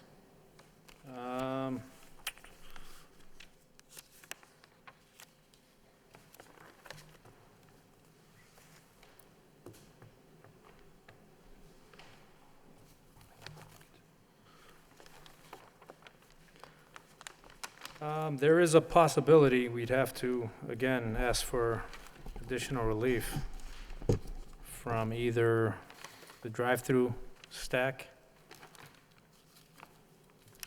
So you're saying that... In order to preserve the trees, I'd have to pull the curbing towards Rogers Street. So that... In order to do that somewhere else, I'd have to, take something away from. You'd probably end up losing a parking space somewhere. Right, I see. The building may have to shift closer to the street, creating potential sightline problem exiting. But, we could try to preserve. Yeah, we'd have to take a look at it. I can't say right now. I have to see the grades. Yeah. Looking at it, I can pull things down, but then I have to look at the grades on site. Okay. Make sure that's all going to work. Let me ask you about the sidewalks again on Parkview. So I don't understand. You're citing that because of ADA requirements. That's just my concern. Okay, ADA, so- when you build a new sidewalk, you have two criteria, the 5% running slope and 2% cross slope. The 2% cross slope we can achieve. Sure. The 5% running slope, because of the grades of the street, if you look at like the existing conditions plan, there's a few contours shown on it. Beyond the existing curb cut, you have a 78 contour, then you go up to 80, you go up to 82 and 84.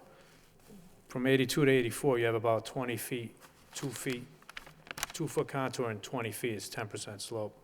The others, you have about 25 feet, 2 feet and 25 is roughly 8.3%. So the existing road exceeds it. So you could build a sidewalk there. It's not a problem. You can build it, you can build it anywhere you want. Sure. But if Taco Bell were to build a sidewalk, construct a sidewalk, typically, when we build a Taco Bell site, we have an ADA check that's done after the site's done, completed. And if their sidewalks that they build on their site leading to the public right away exceeds 5%, they have to go in, tear it up, and redo it. Right. So we don't want to be liable for something like that. So Aaron, if they put in a sidewalk on the city street, would the city of Lowell take over ownership of the sidewalk? Let the city of Lowell own the sidewalk anyway. It would be the public right of way. I don't know how that affects liability. Yeah. Yeah. But again, I mean, if the concern is ADA requirements, it seems, it's not going to change the grade anymore. Right, no, People you would still, can't. still have to come down You're that street following the on that contour of the slope. road, yeah. Typically, the sidewalks we've been requested to do in other municipalities, there's been no concern with slopes. Yeah. It's pretty flat, we just build it. That's the only concern that I would Seems like have. that would have to be something that was looked into. But they're not, against it. That's just a concern that I had. Okay. And, the parking, again, is a real concern. I agree with what Mr. Frechette said. It sounds like, if you have 6, 7, or 8 employees in there, it's not a lot of parking spaces. And, I have to think that in peak hours, you're going to have more than 6 or 7 or 8 cars parking there. I don't know how you'd stay in business if you didn't. We've done, as Heather mentioned, I heard done the parking study. I understand what you're saying. logically am questioning that. And, you know, as far as pulling that drive-through stack any closer, I think, you know, that's certainly not something that I would want to see happen either, because you know, we have the problem with the Dunkin' Donuts right across the street where the drive-through backs out onto Roger Street.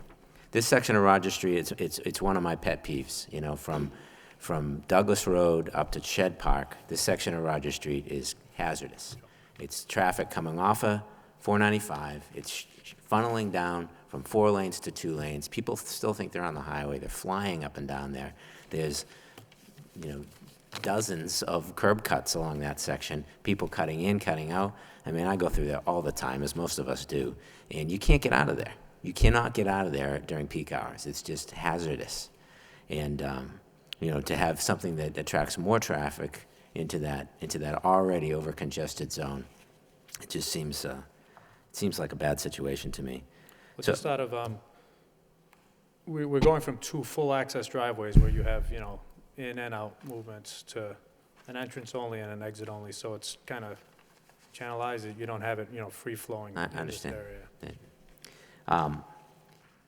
So, you know, in summary, I agree with what Mr. Frechette said. It just seems like you're trying to pack an awful lot into this site. If we want to accommodate some of the neighborhood concerns, it means narrowing the site even further, which only exacerbates the problem, reduces parking, reduces the drive-through queue. You know, I'm concerned about so much activity on a site like this. So that's my comment, Mr. Chairman. Thank you, Mr. Chairman. Claremont? Yes, thank you, Mr. Chairman. Do you have a sense, or maybe you know, what percentage of the clients or customers are drive-through as opposed to eat in the restaurant? Any idea?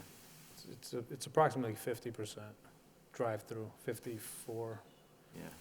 'Cause it just seems to me that there's sort of been a trend, and they've been changing these types of restaurants around, eliminating a lot of the seating because it's primarily drive-through.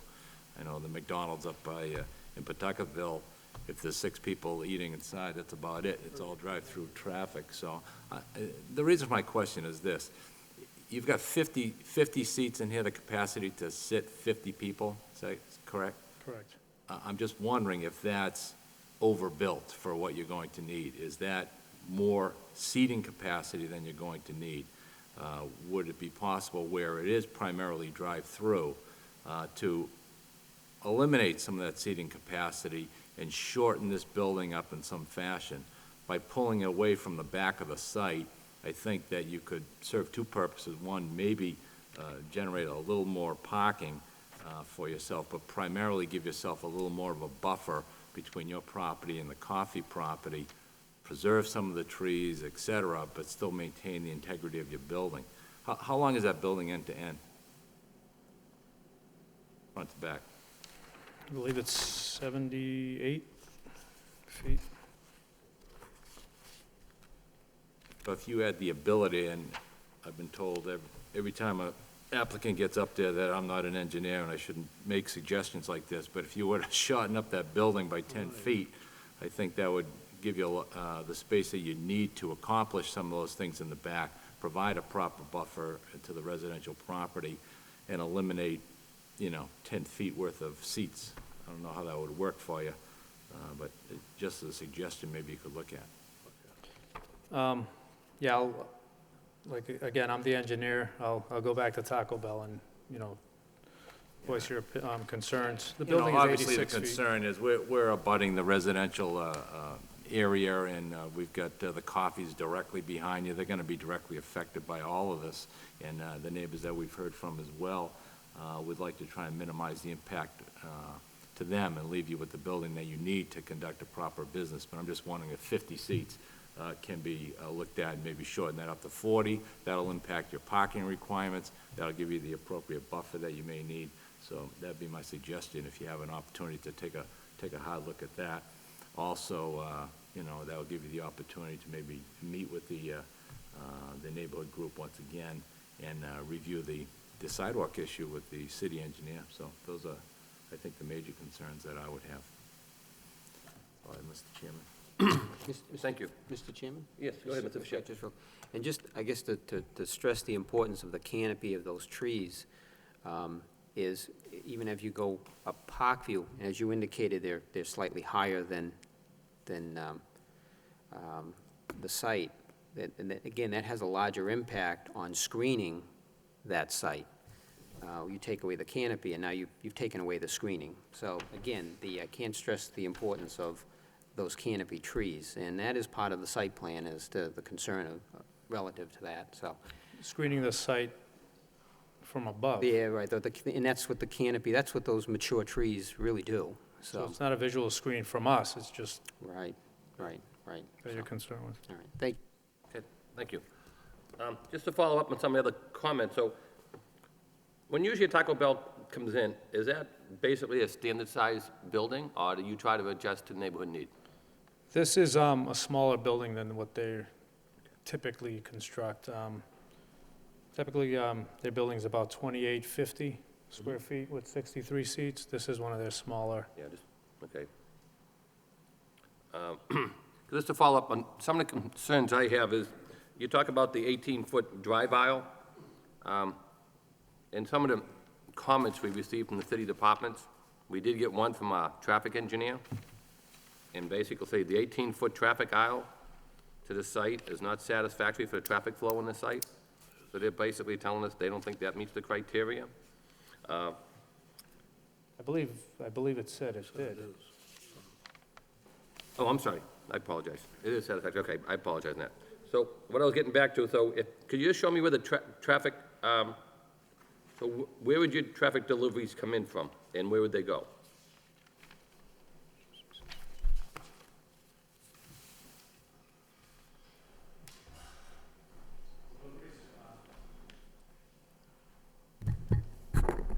Deliveries would come in from the entrance driveway.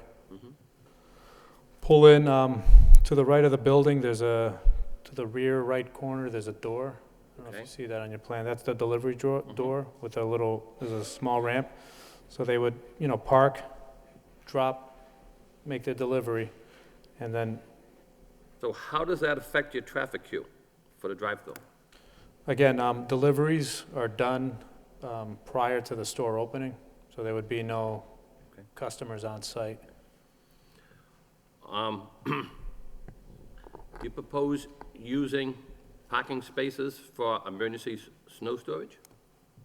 That was, suggested by the city staff to designate some of the parking spaces as emergency snow storage, because with the special permit, we would be allowed the 11 spaces if that were granted. And with these 5 spaces designated as emergency, you'd still have 14, which would meet that special permit.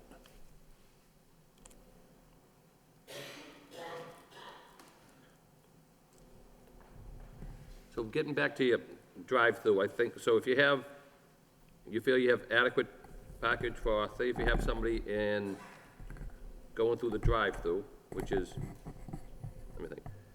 To me, it looks a little congested. You have the drive-through close to the handicap parking. You have the drive-through from these cars on the side that have to back out, and so between the cars backing out on parking on Parkview to your drive-through lane, how far a distance would that be?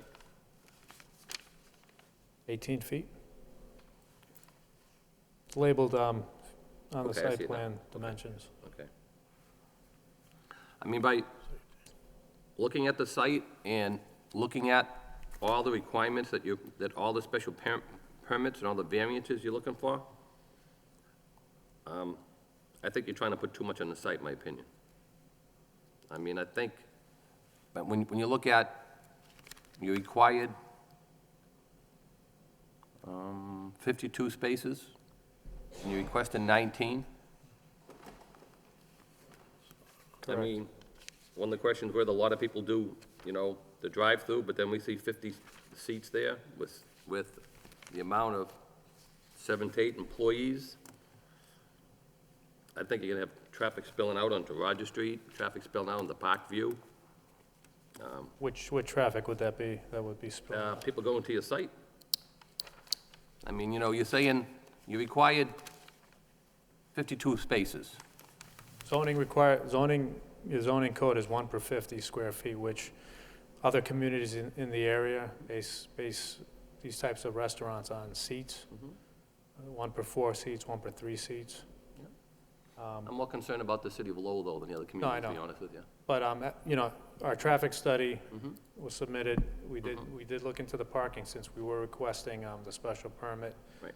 I believe GPI has counted, as she indicated, a number of similar Taco Bell facilities, and, you know, they feel that it's 6.2 per thousand. We have a 2,600 square foot building, equates to about 17 spaces. I'm not sure how many they counted, but they did sample a number of facilities.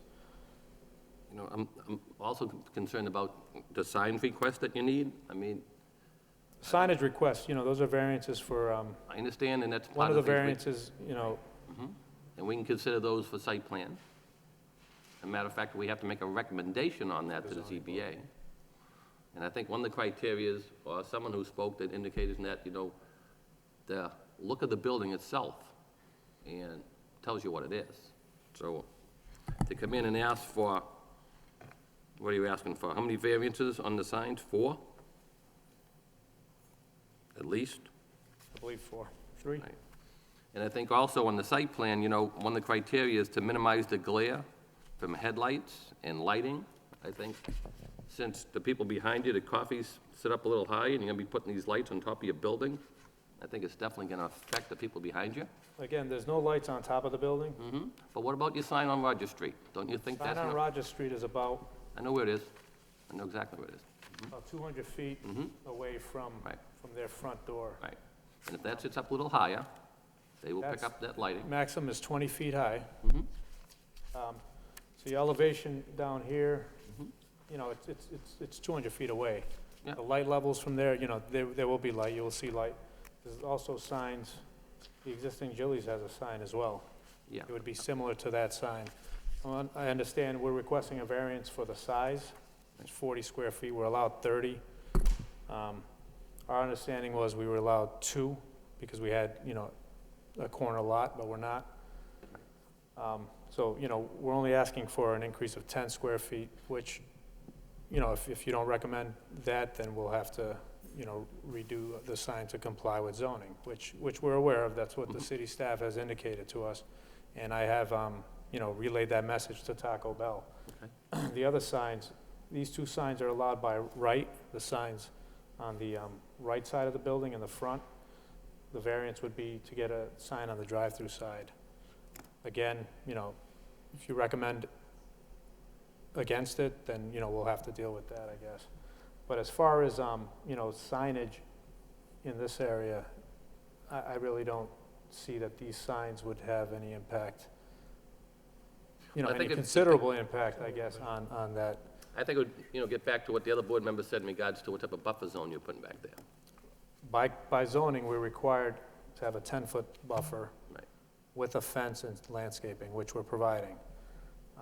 The trees, again, you know, we can address the trees. They're not built yet, so, you know, we can change the trees. We are providing, again, a fence along the entire, I guess, property line that abuts your SSF zone, the residential zone. So we do have a fence, a 6-foot stockade fence around the perimeter of the site. So there's your, you know, anyone parked in these spaces, the headlights would not be glaring into the residential district whatsoever.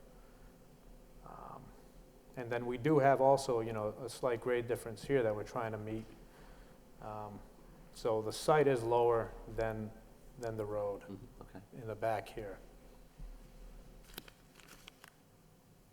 I forget what the other concern you had was.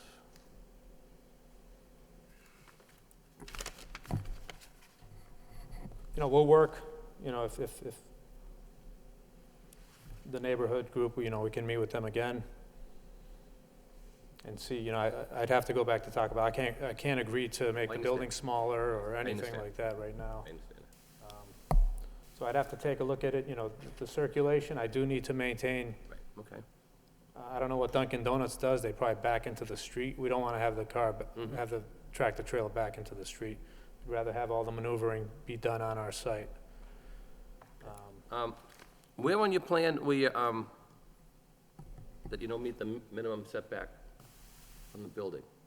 Where's that? It's right here at the vestibule. Basically, we're providing an exterior vestibule. Okay, okay.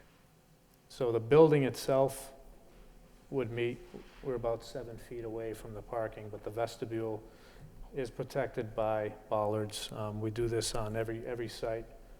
Parking is pretty much right up to the vestibule. And then the driveway widths, those variances are, I believe, pretty straightforward. We're not exceeding your 25-foot width for the actual physical driveway, but the way your regulations state that the driveway is measured, it goes right up to the curb, the top of the curb. So we have a 6-foot tip-down curb, so it goes from 6 inches to zero reveal at the driveway opening. So this driveway is 25 as far as the width of the driveway, and this is 20. So those variances, you know, they're variances, but in my opinion, it meets the intent of the code. So I think, if I understand you correctly from the presentation earlier, so you have to open up an entranceway to the far left to get into what's known as the little convenience store there now? Right down there, right. Yes, correct. There's an easement between the two properties. As I said, there's 2 driveways here. This driveway provides access for them off of Rogers Street. In the negotiations, they wanted us to provide an entrance only. So you wouldn't have a cut-through from your property into that location? It would have to come through way of Rogers Street? Correct. Okay, all right, thank you. And no further questions. Right. Any board members have any further questions? Question. While you're there at the map, it looks like 2 of your, was it 19 parking spaces? Is that what you're providing, 19? Yeah. 2 of your 19 parking spaces are on the, in front of the dumpster there? Yep. So how would you get into those parking spots? They're parallel spaces. So you have to parallel Same park? way you would parallel park right in front of City Hall. Right. You don't see those a lot in fast food chain type establishments, though. Kind of hard to parallel park back there when people are in the drive-through and... To get, again, the truck has to be able to get around. Yeah. So instead of having a 25-foot aisle here, we put 2 additional. It would act as an emergency snow storage as well. So 2 of the 19 spaces are back there with parallel parking and providing for snow storage. You think you can get all the snow on that site into those 2 spaces? I don't know what the weather's gonna be like this year, but last year was crazy. Yeah, well, what if we have another winter like that? Well, as part of the engineering review comments, they're requiring that we provide a snow removal plan. So the engineering department wants us to provide them with the name of the company, you know, that's, I guess, removing the snow as well as where they're taking it. So we're gonna have to come up with that. There's a snow removal plan, stormwater management plan that the engineering department has requested as well.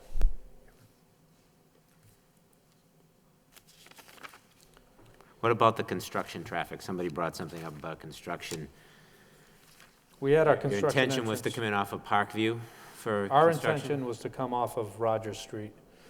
City engineering and traffic engineering recommended that we put the construction entrance down here off of Rogers. We said we'd do that. You know, It's not I further understand up, what... It's just, you know, right off of Rogers. They felt that this width was a little more adequate to get vehicles in than trying to, you know, stop. But we said we would do that.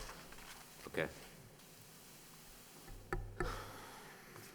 Mr. Chairman, I just have, I have a lot of concerns about this site. You know, I think that Parking is a concern, traffic is a concern, the drive-through's a concern, the lighting's a concern, and the screening of the neighborhood. I mean, I can't emphasize that enough. And a 6-foot fence or an 8-foot fence, whatever it is not going to do the trick. That will open up not just the Coffey's property, but the entirety of Parkview is going to be impacted by the removal of those trees. They're going to hear the noise, they're going to see the traffic coming from Roger Street. I'm very concerned about the likelihood of that damaging that neighborhood, which is a great neighborhood right now. And to save those trees, we need to take out parking, or we need to shorten the drive-through line, which is going to increase the likelihood that we have cars backing out onto Roger Street. The whole thing is just, I can't support this site for this type of establishment right now. So I'm going to make a motion, that based on those concerns, parking, lighting, screening, signage, traffic, that, we deny this site plan application. Can I say anything to that motion, or no? Not unless we bring it up for discussion, then Mr. General wants to hear from you. I mean, he has the right to make his final statement like everybody else has. Okay. If Mr. General wants you to reply, he can. If not, then, Mr. General, you want to hear anything further from him? Sure, go ahead. You can reply. I guess before the motion, I'd like to state that maybe we try to meet with the neighborhood group again, get their concerns. I feel the screening of a solid fence provides more of a screening than a tree that's 24 inches thick and, higher. It does provide a screen from the sun, I guess, but I just don't see the screening from the traffic and whatnot. The Coffeys are not even going to see that fence. They're going to look right over it out onto Roger Street. That fence is going to do nothing for screening, of the neighborhood. So you mean from, okay. Yeah, I mean, yeah. But I'd request, I guess, So continuance. I understand what you're saying, and I thought about that, but I don't know what you can do. I don't know what you can do to make the site appropriate for an establishment like that. I mean, I think the drive-through is what is killing it, right? Because in order to maintain that queue on the drive-through, you got to go deep into the site. And then when you go deep into the site with the drive-through, that limits what you can do for parking, and that limits what you can do on the site. So and I'm sure this type of establishment isn't going to want to operate without a drive-through. They probably wouldn't even want to talk to you. So, my feeling is that we could say, go back and talk to the neighborhood, we can go back here again, but I just don't see the site working. And that's why I'm suggesting we deny the proposal.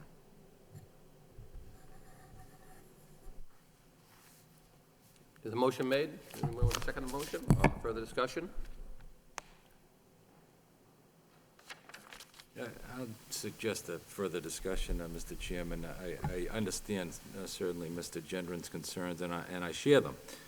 But I would like to have the applicant have the opportunity to reevaluate it. It's going to be a difficult site. It's a small site for what he wants to do here. I think he understands the concerns that we have on behalf of the neighborhood, number one, and of the site in general. I would like to see them take a look at possibly reducing the size of that building and the seating capacity to make it fit better. That would reduce some of the parking requirements and maybe give an opportunity to give a greater buffer in the back and preserve some of those trees. So I would recommend a motion to continue rather than denial outright, to see if they would want to reevaluate. So this is deja vu. I'll second the motion. Which one, the initial? No, his motion. Was that a motion? I understand exactly where you're coming from. Is that a motion? Well, it was just a discussion at that point, so. So let me, Mr. Gendron still has a motion on the floor. so, okay. Correct. So let's go back to the applicant. One, we have a motion to deny. One was this discussion to see if you'd be willing to meet with the neighbors to see if you want to downsize the project. Would that be something willing to be considered by Taco Bell? Yeah, and well, I guess the main question would be whether Taco Bell would consider making the building smaller. Yeah, right, okay. I just didn't know if, you know, sometimes they say, you know, this is the size we need to work on the site, or sometimes, I mean, I don't know if it came up when you had the neighborhood meeting association, and whether some of the powers to be at Taco Bell said, okay, all right.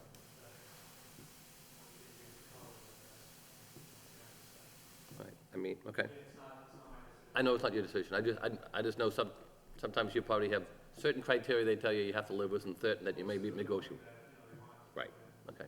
And I think that's one of the questions what I brought up is, you know, is this the exact size of building they give you, you know, or do they consider where it's going in the neighborhood and what city it's in, what town it's in, and will they make it smaller? Or is basically Taco Bell says, these are kind of the blueprints we need to make our establishment work, make our numbers work, and this is what we're looking at. Yeah, well, I've been here for a little while, so I get some of the criteria from the applicants, you know, you hear it quite a bit, so sometimes you, but, I mean, if you were going to, if you were going to go back and talk to the neighborhood, you know, I'd want you to find a way to maintain the screening and increase the parking. Obviously, we'd have to try to make some modifications. So, I mean, if you think that's possible, if that's worth a discussion, then I guess it's, yeah. I can do a lot of things with the plan to make things work, but I don't know if it'll work from there. Taco Bell. So- I've heard, you know, I've heard the letter opposition, their concerns. I just have to, you know, go back to Taco Bell, see what. Is there a regularly scheduled Belvedere neighborhood meeting? I'm asking,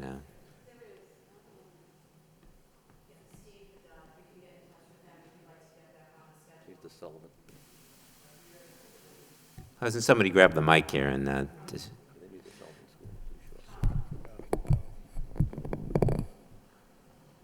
So my name's Trina. I've been to a couple of the Belvedere neighborhood meetings. We meet at the Riley or the Sullivan.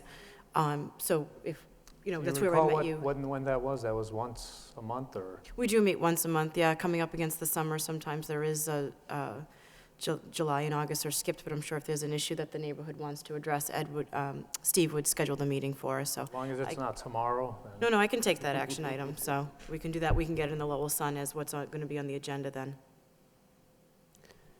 so I guess I would withdraw my motion then and make another motion that we continue this application for a site plan approval with the condition that the applicant meet with the Belvedere Neighborhood Group at the time to be determined to see if they can discuss the issues related to parking, lighting, screening, signage, and traffic.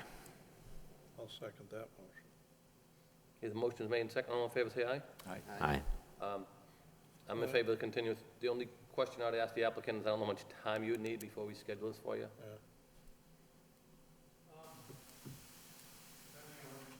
Yeah.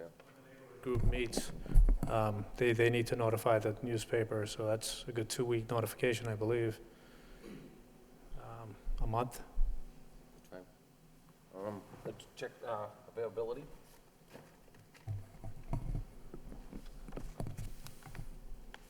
You can either, with it, what do you have, machine? I have a schedule here, but trying to pull it up, I think, I know you have it there too. Let me pull up our schedule. Mr. Chairman, just, are the applicants scheduled with the zoning board of appeals yet? No? Yeah. We are. Yeah, I- the application came in this past Friday for the May 23rd meeting. May 23rd? Yeah, May the of the zoning board of appeals. Zoning board of appeals. 30 days would be June 6th, Monday, June 6th. What's the next one? Again, you know, if it works, I guess June 6th would work. Depends on their meeting, yeah. Well, we have June 6th or June 20th. You prefer to go later, that's fine. Steve, June 20th. Well, it kind of depends on the Belvedere Neighborhood Group I think the benefit, meeting. I can find out when I met with them last. I have notes, but I forget I when think it if was. you have June 6th or June 20th, I think obviously give them a little more time would be beneficial to make sure that everything's June met. 20th would, probably allow us to make changes and, you know, meet with them, make changes that are required. That would require a delay of the zoning board of appeals as well? The planning board could recommend that the zoning board continue their public hearing to accommodate this continuance. It's We been done recommended before. once before, and they didn't do it, remember? Yeah. We can only recommend. And then it came back, remember? So that was just a month ago, so. Yeah. So I guess we can only act what's in front of us, so. And So then we we'll- say June 20th? Sure. June 20th. That would be with the applicant's permission, correct? Not any time requirement is, are we, Adam, for the 20th, or do we need a waiver? I think we're still within the That's what I think. constructive approval period. The applicant has indicated they were Content, okay. So the motion has been made and approved by the planning board that we're going to continue the meeting to June 20th.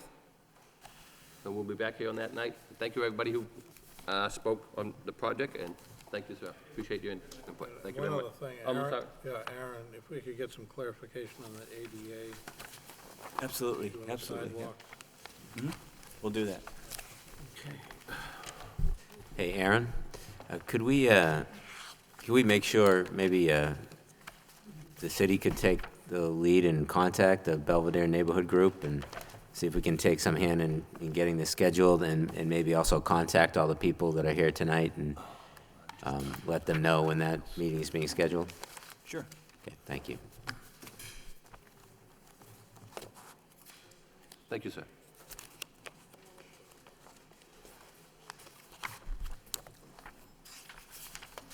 I'm just gonna grab your agenda, Joe, and pile mine from here. So it's stuck in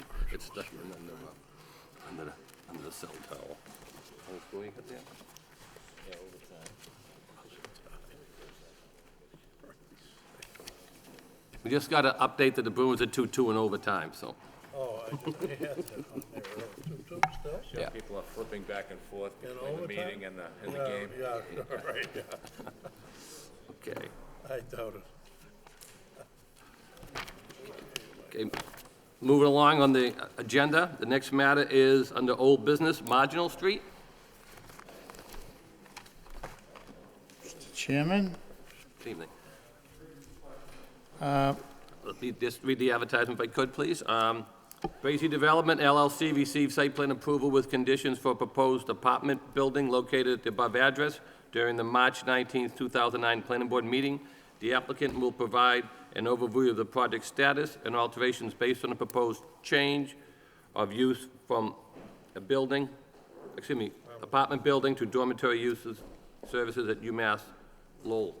Can we have the applicant, please? I think this board is well familiar with the project in Marginal Street.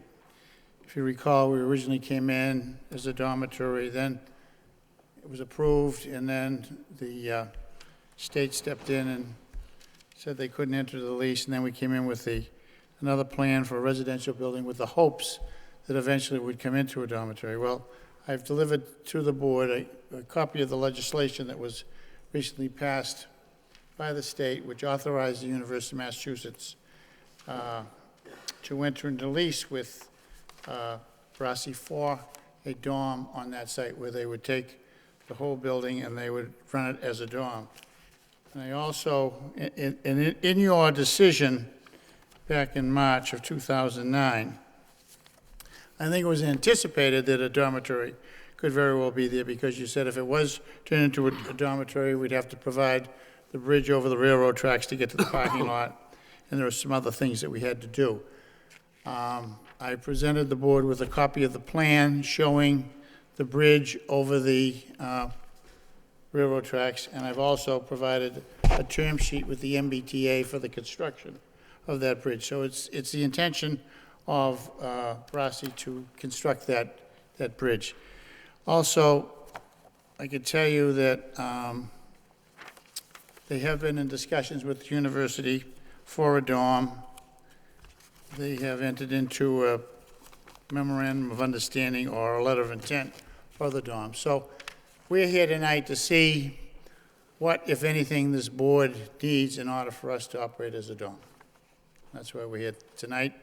We feel that the original decision in March of 2009 anticipated a dorm because of the conditions that were placed in it, and we're not changing the building in any respect, the same parking, everything will be the same. So we didn't know whether there's anything else that this board feels we need. That's why we're here tonight.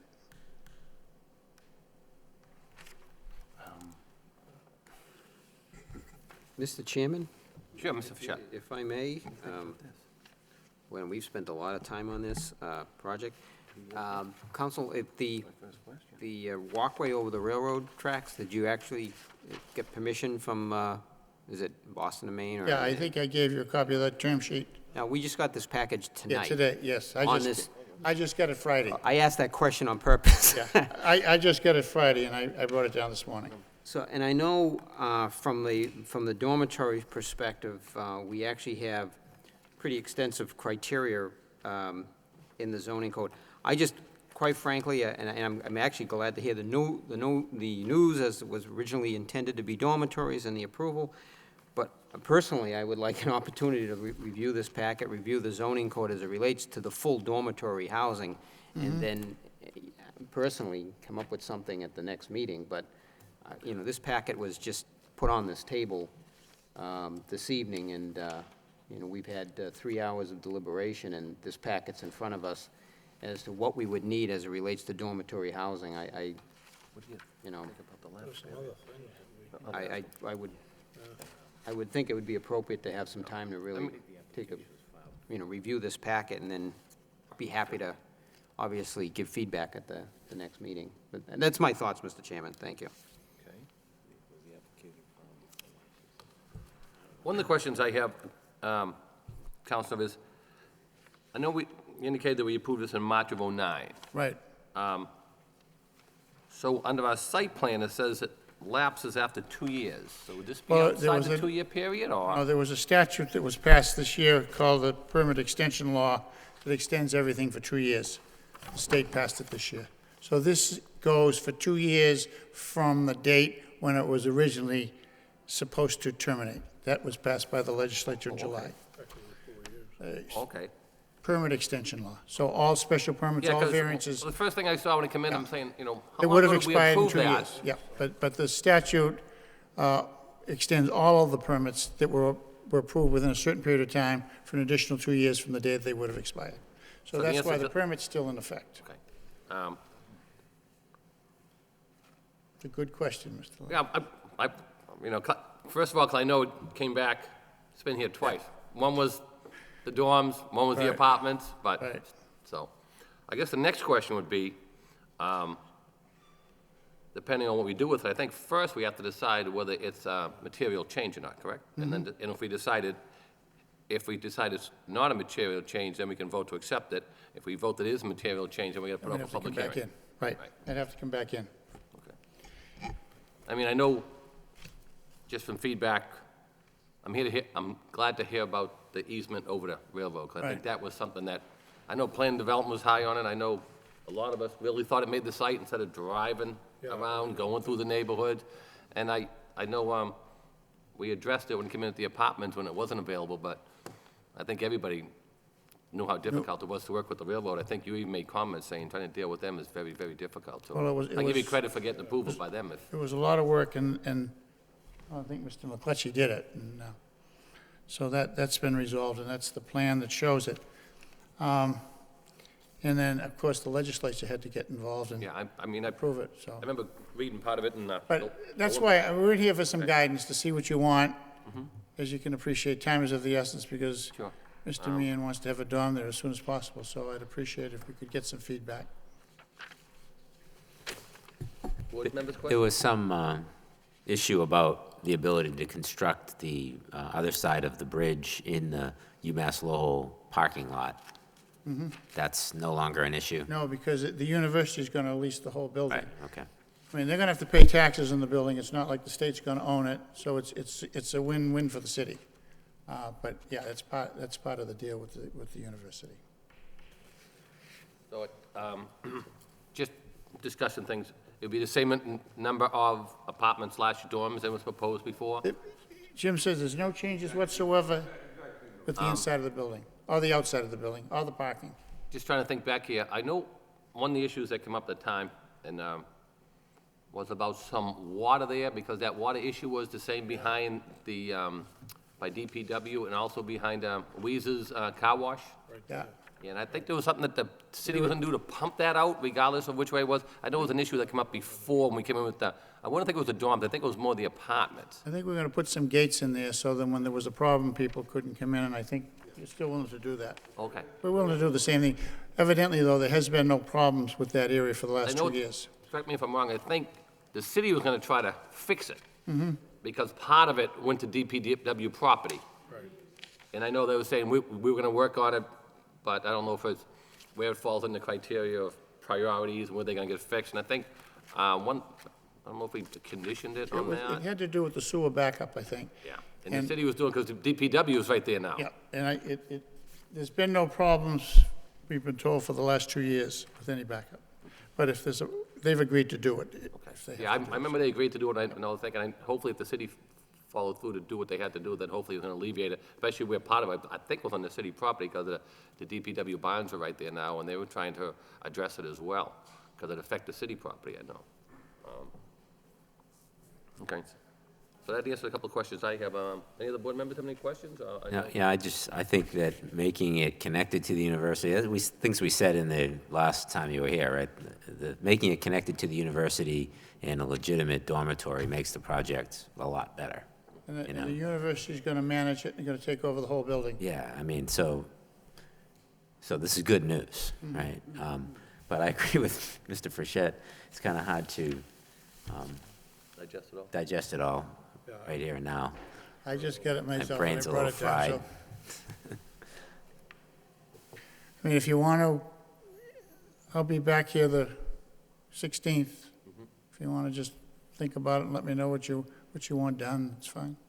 Again, on the surface, it is Yeah, it oh, is yeah, a positive development, it really we need is, that- but, we need that time. I think the legislation was good news for everybody. Sure it is. That the state passed it and the governor signed it, so, You have a little project coming up on the 16th, do you? yeah.